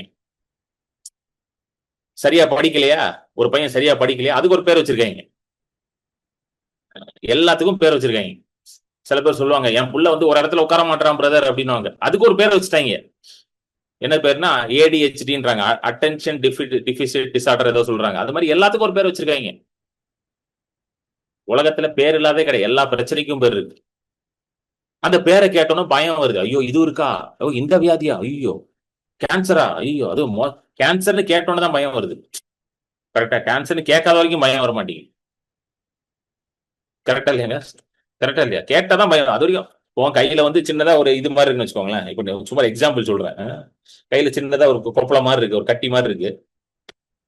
அதை பார்த்தா உங்களுக்கு என்ன தோணும்? ஏதோ சூட்டு கட்டி போல அப்படின்னு தோணுது. கரெக்டா இல்லையா? சூட்டு கட்டி, வெயில் ரொம்ப அடிக்குது, சடனா வெயில் அடிக்குது, சடனா மழை பெய்யுது, ஒன்னும் புரியல பிரதர், சூட்டு கட்டி வந்துருச்சுன்னு வாங்க. கொஞ்சம் மோர்ல வெந்தயத்தை போட்டு குடிங்க, குளிர்ச்சியா இருக்கும் அப்படின்னு சொல்லிட்டு போயிட்டே இருப்போம். போய் டாக்டர்கிட்ட காட்டுறீங்க, டாக்டர் பாக்குறாரு, நல்லா கவனிங்க, டாக்டர் பாக்குறாரு, பார்த்துட்டு இது சூட்டு கட்டி மாதிரி இல்ல சார், இது ஏதோ கேன்சர் கட்டி மாதிரி தெரியுது அப்படின்னு அவர் சொன்ன உடனே இருதயமே வெடிச்சிடும் உங்களுக்கு. கரெக்டா இல்லையா? அவர் கேன்சர் கட்டி மாறின்னு வர, அவருக்கு என்ன டெஸ்ட் எடுக்கல, ஸ்கேன் எடுக்கல, ஒண்ணும் பண்ணல, அவர் சும்மா அடிச்சு வாயில சொல்லி விட்டுருவாரு, அவ்வளவுதான். அது ஐயோ கேன்சர் வந்துருச்சுங்க, ஐயோ எனக்காக ஜெபம் பண்ணுங்க, கேன்சர் வந்துருச்சுங்க, கர்த்தர் ஏன் எனக்கு உடனே கர்த்தர் ஏன் எனக்கு இந்த கேன்சரை கொடுத்தார், ஏன்னா கர்த்தர் தான் கேன்சர் கொடுக்குற ஸ்பெஷலிஸ்ட் பாருங்க, உடனே அப்படி ஆரம்பிச்சிருவாங்க, கர்த்தர் ஏன் கொடுத்தார். ஏன் பயம் வந்துச்சு? அதுக்கு முன்னாடி அதை என்னன்னு சொல்லிட்டு இருந்தீங்க, சூட்டு கட்டினீங்க. அவர் கேன்சர் மாறினோட பயம் வந்துருச்சு. ஏன்னா அந்த பேர்ல தான் வல்லமே இருக்குது. புரியுதுங்களா? அது போல எல்லாத்துக்கும் வல்லமை இருக்கிறது. ஹல்லேலூயா. எல்லாத்திற்கும் என்ன இருக்குது? வல்லமை இருக்கிறது. எல்லா பேருக்கும் வல்லமை இருக்கு. உலகத்திலே வந்து பாருங்களேன், பேர் வைக்கிறாங்கல்ல, தலைவர்களுக்கு எல்லாம் பேர் பேர் பேர் இருக்குல்ல. சில தலைவர்களோட பேரை சொன்னா பயம் வருது. சில தலைவர்களோட பேரை சொன்னா ஒன்னும் பெருசா தோண மாட்டேங்குது. அப்பனா அந்த அந்த அந்த வல்லமை அந்த பேர்ல தான் இருக்குது. வீட்லயே அப்பா அம்மா இருக்கிறாங்க, பிள்ளை கிட்ட போய் அப்பா வராரு அப்படின்னா புள்ள பயப்படுது. அப்பா வராரா, ஒழுங்கா இருக்கணும். சோ எல்லா நாமமும், எல்லா நாமத்துக்கும் ஒரு வல்லமையும் ஒரு அதிகாரமும் கொடுக்கப்பட்டிருக்கு. Every name is carrying an authority, a certain amount of authority, a certain amount of power. ஏதோ ஒரு அளவுக்கு ஒரு எல்லா நாமத்துக்கும் ஓரளவுக்கு அத்தாரிட்டியும் பவர் எல்லா நாமத்துக்கும் இருக்கு. ஆனா நிறைய நேரம் நெகட்டிவா தான் இருக்குது. அது ஒரு நெகட்டிவ் எஃபெக்டா தான் கொண்டு வருது. ஆனா இயேசு என்ற நாமம், ஹல்லேலூயா, ஆமென், இயேசு என்ற நாமம், the name of Jesus, அந்த நாமம் மட்டும் எல்லா நாமத்துக்கும் மேல இருக்குதான். It overrides every name, it overpowers every name, it overcomes every name. எந்த நாமம்? இயேசு என்ற திருநாமம். The name of Jesus is above every name. என்ன அர்த்தம்னா ஏதோ மேல வச்சிருக்காங்க அப்படி கிடையாது. அது எல்லா நாமத்திற்கும் மேலாக அதிகாரம் உள்ள நாமம். சோ கேன்சர்னா கேன்சருக்கு மேல அதிகாரம் இருக்கிறது என்னது? இயேசு என்ற நாமம். டிப்ரெஷன்னா டிப்ரெஷனுக்கு மேல அதிகாரம் இருக்கிறது இயேசு என்ற நாமம். ஹல்லேலூயா, ஆமென். உங்க சரீரத்துல எங்க வேணாலும் வியாதி இருக்கலாம். தலையில இருக்கலாம், வயிற்றுல இருக்கலாம், இருதயத்துல இருக்கலாம். அதுக்கு மேல அந்த இருதயத்தின் மேல அதிகாரம் இருக்கிற நாமம் இயேசுவின் நாமம். அந்த யூட்ரஸின் மேல அதிகாரம் இருக்கிற நாமம் இயேசு என்ற நாமம். ஹல்லேலூயா. உங்க தலை மேல அதிகாரத்து இருக்கிற இயேசு என்ற நாமம். உங்க பிள்ளைகள் மேல அதிகாரம் இருக்கிற நாமம் இயேசு என்ற நாமம். உங்க குடும்பத்தின் மேல அதிகாரம் இருக்கிற நாமம் இயேசு என்ற நாமம். அந்த நாமம் உங்க குடும்பத்தின் மேல, உங்க பிள்ளைகள் மேல, உங்க சரீரத்தின் மேல, உங்க பொருளாதாரத்தின் மேல இருக்கும் பொழுது நீங்க எதை குறித்தும் பயப்பட வேண்டாம். நீங்க சொல்லலாம், ஏய் வியாதியே, இயேசு என்ற நாமம் என் மேல் இருக்கிறது, ஆகையால் இந்த வியாதி எனக்கு கிடையாது, வெளியே போன்னு தைரியமா சொல்வீங்க. ஹல்லேலூயா. அதனாலதான் இயேசு வந்து சீஷர்களுக்கு கட்டளையிட்டாரு, என் நாமத்தினாலே வியாதியஸ்தர் மேல் கையவை, அப்பொழுது சுகமாவர். எந்த நாமத்தினாலே? இயேசு என்ற நாமத்துல. சோ ஒருத்தன் கேன்சர் சொல்றானா, அவன் மேல கையை வச்சு இயேசு என்ற நாமத்தினாலே கேன்சர் வெளியே போகணும்னு சொன்னா கேன்சர் வந்து வேலை செய்யணும், அந்த இடத்தை விட்டு வெளியே போகணும், கீழ்ப்படியணும். சோ உங்க சரீரத்துல எங்க பிரச்சனை இருக்கலாம், எங்கனாலும் இருக்கலாம். தலையில இருக்கலாம், இருதயத்துல இருக்கலாம், லங்ஸ்ல இருக்கலாம், வயிற்றுல இருக்கலாம், யூட்ரஸ்ல இருக்கலாம், கால்ல இருக்கலாம், விரல்ல இருக்கலாம், எங்கனா இருக்கலாம். கையை வச்சு இயேசு என்ற நாமத்துல இப்பொழுதே நீ வெளியே போ. I rebuke this condition. I cast out this condition in the name of Jesus. இயேசு நாமத்துல நீ அவனை வெளியே துரத்துகிறேன்னு சொன்னீங்கன்னா அது வேலை செய்யும்.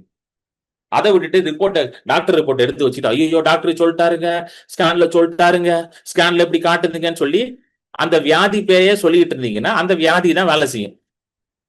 பாதி நேரம் ஸ்கேன் எடுத்து ஸ்கேனே பார்த்துட்டு இருக்கிறது. ஐயோ சொல்லிட்டாங்க, டாக்டர் சொல்லிட்டார், இந்த வியாதி இருக்கா, ஊரெல்லாம் சொல்றது இந்த வியாதி இருக்கான்னு எல்லாருக்கும். அதை முதல்ல நிறுத்திட்டு இயேசு என்ற நாமத்தை பேச ஆரம்பிங்க. Stop declaring the name of your sickness. உங்க வியாதியின் பெயரை நீங்க பேசுறத நிறுத்துங்க. வியாதியின் பெயரை நீங்க அறிக்கை செய்யறத நிறுத்திட்டு stop declaring the name of sickness. Stop declaring the name of sickness. அதாவது வியாதியின் பெயரை அறிக்கை செய்யறத நிறுத்திட்டு start declaring the name of Jesus. இயேசுவின் நாமத்தை அறிக்கை செய்ய தொடங்குங்க. இயேசுவின் நாமத்தை அறிக்கை செய்ய ஆரம்பிச்சீங்கன்னா வியாதி அடிபணியும். The sickness will bow down to the name of Jesus and the sickness will leave you in the name of Jesus. இயேசு நாமத்தை வெளியே போயிடும். இந்த ரகசியத்தை பேதுரும் யோவானும் அறிந்து வைத்திருந்தார்கள். ஹல்லேலூயா, ஆமென். புரியுதுங்களா? This is what Peter and John understood.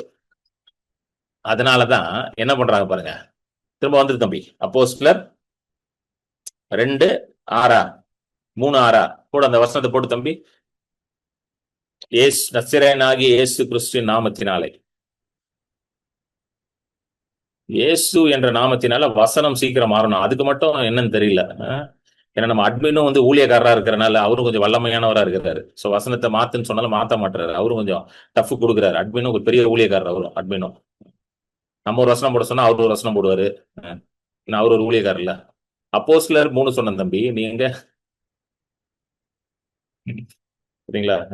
Admin பாத்தீங்களா, பெரிய வல்லமையான ஊழியக்காரர். நம்ம ஒரு வசனம் சொன்னா அவர் ஒண்ணு போடுவாரு. அப்பொழுது பேதுரு, வெள்ளியும் பொன்னும் என்னிடத்தில் இல்லை, என்னிடத்தில் உள்ளதை உனக்கு தருகிறேன், நசரேயனாகிய இயேசு கிறிஸ்துவின் நாமத்தினாலே.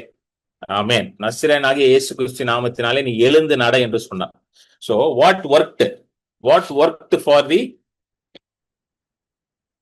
man? What worked for the man who was crippled from birth?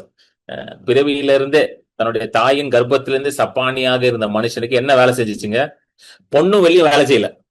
இத்தனை வருஷமா பிச்சை எடுத்திருக்கிறான். பொண்ணு கொடுத்துருப்பானுங்க, வெள்ளி கொடுத்துருப்பானுங்க, காசு கொடுத்துருப்பானுங்க, அதை கொடுத்துருப்பானுங்க, இது ஒண்ணும் வேலை செய்யல. ஆனா எது வேலை செஞ்சுச்சு பாருங்க. இத்தனை வருஷமா வேலை செஞ்சது ஒண்ணுமே வேலை செய்யல. ஆனா ஒண்ணு வேலை செஞ்சுச்சு. அது என்னது? இயேசு கிறிஸ்து என்ற நாமம். ஹல்லேலூயா. சோ இன்றைக்கு ஆண்டவர் என்ன சொல்றாரு உங்ககிட்டனா, யாரெல்லாம் வியாதியில வந்து இருக்கிறீங்களோ உங்க மேல நீங்க கைய வைங்க. நீங்க கைய வைங்க, உங்க வாயை திறந்து சொல்ல போறீங்க. ஹல்லேலூயா. ஏன்னா நீங்க ஒரு விசுவாசி. சொல்லுங்க, நான் ஒரு விசுவாசி. யார விசுவாசிக்கிறேன்? இயேசுவை விசுவாசிக்கிற விசுவாசி. பரிசுத்த ஆவியினால நிரப்பப்பட்ட விசுவாசி. விசுவாசினாலே சாதாரண விசுவாசியே கிடையாது. There is no believer who is ordinary. Every believer is a supernatural believer. எல்லா விசுவாசியுமே இயற்கை கற்பாற்பட்டவர்கள் தான். ஏன்னா எல்லா விசுவாசியுமே ஒரு ஆவிக்குரிய மனிதனாக இருக்கிறார்கள். ஆல் பிலீவர்ஸ் ஆர் ஸ்பிரிட் மென், ஸ்பிரிச்சுவல் மென். ஆவிக்குரிய மனிதர்கள் நீங்கெல்லாம். சாதாரண ஆளே கிடையாது. நீங்கெல்லாம் உன்னதங்களிலே அவரோட உட்கார செய்திருக்கிறார். You are seated with him in the heavenly places. Hallelujah. So யாரெல்லாம் வியாதியில இருக்கிறீங்களோ என்கிட்ட நீங்க சொல்ல வேண்டாம். உங்க வலது கையை தூக்குங்க. உங்க வலது கையை தூக்கி வியாதி இருக்கிற இடத்துல நீங்களே வைங்க. Where there is sickness, keep your hand there. எங்க வேணா வியாதி இருக்கலாம் உங்க சரீரத்துல. தலையில இருக்கலாம், வாயில இருக்கலாம், மூஞ்சில இருக்கலாம், உங்க இருதயத்துல இருக்கலாம், இல்ல லங்ஸ்ல இருக்கலாம், வயிறு, யூட்ரஸ், காலு, கை, எங்கனாலும் இருக்கலாம். கையை வைங்க. இல்ல உங்க பக்கத்துல யாராவது வியாதியில இருக்காங்க, அவங்க கையில அவங்க மேல கையை வைங்க. இல்ல பிரதர் அவங்க தூரமா இருக்காங்க பிரதர், இங்க இல்ல பிரதர், நான் வேற இடத்துல இருக்கேன்னா உங்க கையை நீட்டி கொள்ளுங்க. ஆவிக்குரிய மண்டலத்துல நீங்க அவங்களை ரீச் பண்ணலாம். You can reach them in the realm of the spirit. கையை நீட்டி கொள்ளுங்க. அவங்க பேரை சொல்லுங்க. அவங்க இயேசு நாமத்துல சோ மேல ஆவிக்குரிய மண்டலத்துல நான் உங்களை ஆசீர்வதிக்கிறேன்னு அவங்க கையை நீட்டி கொள்ளுங்க. ரெடி ஆயிட்டீங்களா? உங்க கைகளை உங்க மேலே வச்சுக்கோங்க. இல்ல உங்களுக்கு தான் சரீரத்துல சுகம்னா உங்க மேல வச்சுக்கோங்க. இல்ல உடம்பு முழுசும் பிரச்சனையா தலை மேல வச்சுக்கோங்க. எங்க பிரச்சனையா வச்சுக்கோங்க. வச்சுட்டு சொல்லுங்க, இயேசு என்ற நாமம். சொல்லுங்க, இயேசு என்ற நாமம். The name of Jesus. The name of Jesus. I declare the name of Jesus. இயேசு என்ற நாமத்தை நான் அறிக்கை செய்கிறேன். திரும்ப சொல்லுங்க, இயேசு என்ற நாமத்தை நான் அறிக்கை செய்கிறேன். I speak the name of Jesus. I declare the name of Jesus. Hallelujah. I shout the name of Jesus. இயேசு என்ற நாமத்தை நான் உச்சரிக்கிறேன். Hallelujah. இப்பொழுதே இயேசுவின் நாமத்துல இந்த வியாதி என்னை விட்டு வெளியே போ. வாயை திறந்து நீங்க சொல்லுங்க. அந்த வியாதி பேரை சொல்லி சொல்லுங்க. இயேசு என்ற நாமம் தினாலே நான் கட்டளையிடுகிறேன். I command in the name of Jesus. இயேசு என்ற நாமத்தினால நான் கட்டளையிடுகிறேன். I command in the name of Jesus. இந்த வியாதி, அந்த வியாதி என்ன வியாதி? அது பேரை சொல்லுங்க. ஹார்ட் ப்ராப்ளம் இப்பொழுதே இருதயம் சுகமாகட்டும். ஹார்ட் இஷ்யூஸ் எல்லாம் ஹீல் ஆகட்டும். யூட்ரஸ் ப்ராப்ளம் இப்பொழுதே சுகமாகட்டும். தலையில இருக்க பிரச்சனை சுகமாகட்டும். கண்கள் சுகமாகட்டும். உங்க வாய்களை திறந்து நீங்க சொல்லுங்க. ஹல்லேலூயா. நீங்க இயேசு என்ற நாமத்தை சொல்ல சொல்ல சொல்ல சொல்ல சொல்ல சொல்ல எந்த இடத்துல பலவீனம் இருக்கோ அந்த இடத்துல இருக்கிற பலவீனம் மாறும். ஹல்லேலூயா. அங்க சுகம் உண்டாகும். அங்க விடுதலை உண்டாகும். ஹல்லேலூயா. அங்க பரிபூர்ண ஆரோக்கியம் உண்டாகும். Thank you Jesus. எந்த இடத்துல நீங்க பாக்குறீங்களோ பலவீனம், அங்க அதே இடத்துல எந்த இடத்துல ரிப்போர்ட் வந்து இங்க பிரச்சனை இருக்குன்னு சொல்லுதோ அதே இடத்துல ரிப்போர்ட் வந்து நீங்க சுகமாயிட்டீங்கன்னு சொல்லும். இன்னைக்கு மதியம் ஒரு டெஸ்டிமோனி வந்துச்சு. இன்னைக்கு மதியம் இட் ஹேப்பன் திஸ் ஆஃப்டர்நூன். நம்ம மீட்டிங்க்கு வர ஒரு சிஸ்டர், அவங்க வந்து இசிஜி எடுக்க போறேன், என் ஹார்ட்டுக்கு வந்து டாக்டர் இசிஜி எடுக்க சொல்றாரு. ஏன்னா இதுக்கு முன்னாடி எடுத்த இசிஜில என் ஹார்ட்ல ஏதோ பிரச்சனை இருக்குன்னு சொல்றாங்க. எனக்கு பயமா இருக்கு. ஸோ திரும்ப நான் போய் எடுக்க போறேன், எனக்காக ப்ரேயர் பண்ணுங்க அப்படின்னு சொல்லி இன்னைக்கு மதியம் ஒரு 2 மணி இருக்கும் கால் பண்ணாங்க. I am on the way to the hospital அப்படின்னு சொன்னாங்க. நான் ப்ரேயர் பண்ணி இயேசு நாமத்துல இருதயம் புதிதாகட்டும். இருதயம் வந்து எந்த பழுதும் இருக்க, இருதயத்தை எந்த பழுதும் இருக்க கூட, there should not be any defect in the heart. இருதயம் இப்பொழுதே சுகமாகட்டும் இயேசுவின் நாமத்தினாலே. நல்லா புரிஞ்சுக்கணும், இதெல்லாம் இயேசுவின் நாமத்துல தான் நடக்குது. It is all happening in the name of Jesus அப்படின்னு சொல்லி போன்ல தான் ப்ரேயர் பண்றேன். போன்ல ப்ரேயர் பண்ணி பிளஸ் பண்ணி இயேசு நாமத்துல அவங்களை அனுப்பி விட்டேன். போயிட்டு ஒரு 2 ஹவர்ஸ்ல வாய்ஸ் மெசேஜ் அனுப்புறாங்க. எனக்கு கால் பண்ணாங்க, எடுக்கல. ஏன்னா நான் வெளியில வேற ஊழியத்துல இருந்தேன். வாய்ஸ் அனுப்புறாங்க, நீங்க இந்த மாதிரி எனக்கு ப்ரேயர் பண்ணீங்க, எந்த ஹாஸ்பிட்டல்ல நான் போன மாசம் போய் நான் எடுத்தனோ, என் இசிஜி ரிப்போர்ட்ல வந்து ஹார்ட்ல பிரச்சனை இருக்குன்னு காட்டுச்சு. அது என்ன பிரச்சனை எனக்கு ஞாபகம் இல்லை. அந்த வாய்ஸ் மெசேஜ் நான் திரும்ப கேட்கணும். இருந்துச்சு சொல்லி. ஆனா அதே ஹாஸ்பிட்டல்ல அதே பெட்ல இப்படியே சொன்னாங்க. அதே ஹாஸ்பிட்டல்ல அதே பெட்ல படுத்து நான் இசிஜி திருப்ப எடுத்தேன். இப்போ நோ ப்ராப்ளம் வந்துருச்சு. Report has completely changed. No problem. ஹalleluya. இது எப்படி சாத்தியம்? இதுதான் இயேசுவின் நாமத்தின் வல்லமை. This is the power in the name of Jesus. Hallelujah. போன மாசம் ரிப்போர்ட்ல வந்து ஹார்ட்ல பிரச்சனைன்னு வருது. இந்த மாசம் அதே ஹாஸ்பிட்டல்ல அதே மெஷின்ல அதே பெட்ல உட்கார்ந்து ஸ்கேன் எடுக்கிறாங்க, இசிஜி எடுக்கிறாங்க, எந்த பிரச்சனையும் இல்லைன்னு வருது. இது இயேசுவின் நாமத்தினால உண்டான வல்லமை. This happened only by the power in the name of Jesus. Amen. Hallelujah. So இன்றைக்கு நீங்களும் இப்படிப்பட்ட அற்புதத்தை பெற்றுக் கொள்ள முடியும். ஆமென். How many of you are ready to receive your miracle? எத்தனை பேர் ரெடியா இருக்கிறீங்க? ஆயத்தமா இருக்கிறீங்க? இப்படிப்பட்ட அற்புதம் எனக்கும் வேணும். ஹalleluya. ஆமென். அப்போ கையை வச்சு சொல்லுங்க, இயேசுவின் நாமத்தினாலே. என்ன வியாதி இருக்கோ அந்த வியாதி வெளியே போன்னு சொல்லுங்க. உங்க பிள்ளைகள் மேல ஏதாவது வியாதி இருக்கா சொல்லுங்க, இயேசுவின் நாமத்துல என் பிள்ளைகளை ஆசீர்வதிக்கிறேன். இயேசுவின் நாமத்துல என் பிள்ளைகள் மேல இருக்கிற வியாதிகள் எல்லாம் வெளியே போட்டும். உங்க கணவர் மேல ஏதாவது வியாதி இருக்கா, உங்க கணவரை பார்த்து சொல்லுங்க, இயேசுவின் நாமத்துல அந்த வியாதி வெளியே போ, என் கணவரை விட்டு வெளியே போ. உங்க மனைவி மேல வியாதி இருக்கா, இயேசு நாமத்துல என் மனைவிக்குள்ள இருக்க வியாதி வெளியே போ. உங்க வீட்டுல இருக்க பெற்றோர்கள் மேல ஏதாவது வியாதி இருக்கா, இயேசுவின் நாமத்துல என் பெற்றோர்கள் மேல இருக்க வியாதி வெளியே போங்க. யார் மேல அந்த வியாதிகள் இருக்கோ இயேசுவின் நாமத்துல அதை வெளியே கட்டளையிடுங்க, வெளியே துரத்துங்க. அப்பொழுது நான் சொல்றேன், இயேசுவின் நாமத்தினாலே சொஸ்தம் உண்டாகும், சுகம் உண்டாகும், ஆரோக்கியம் உண்டாகும்.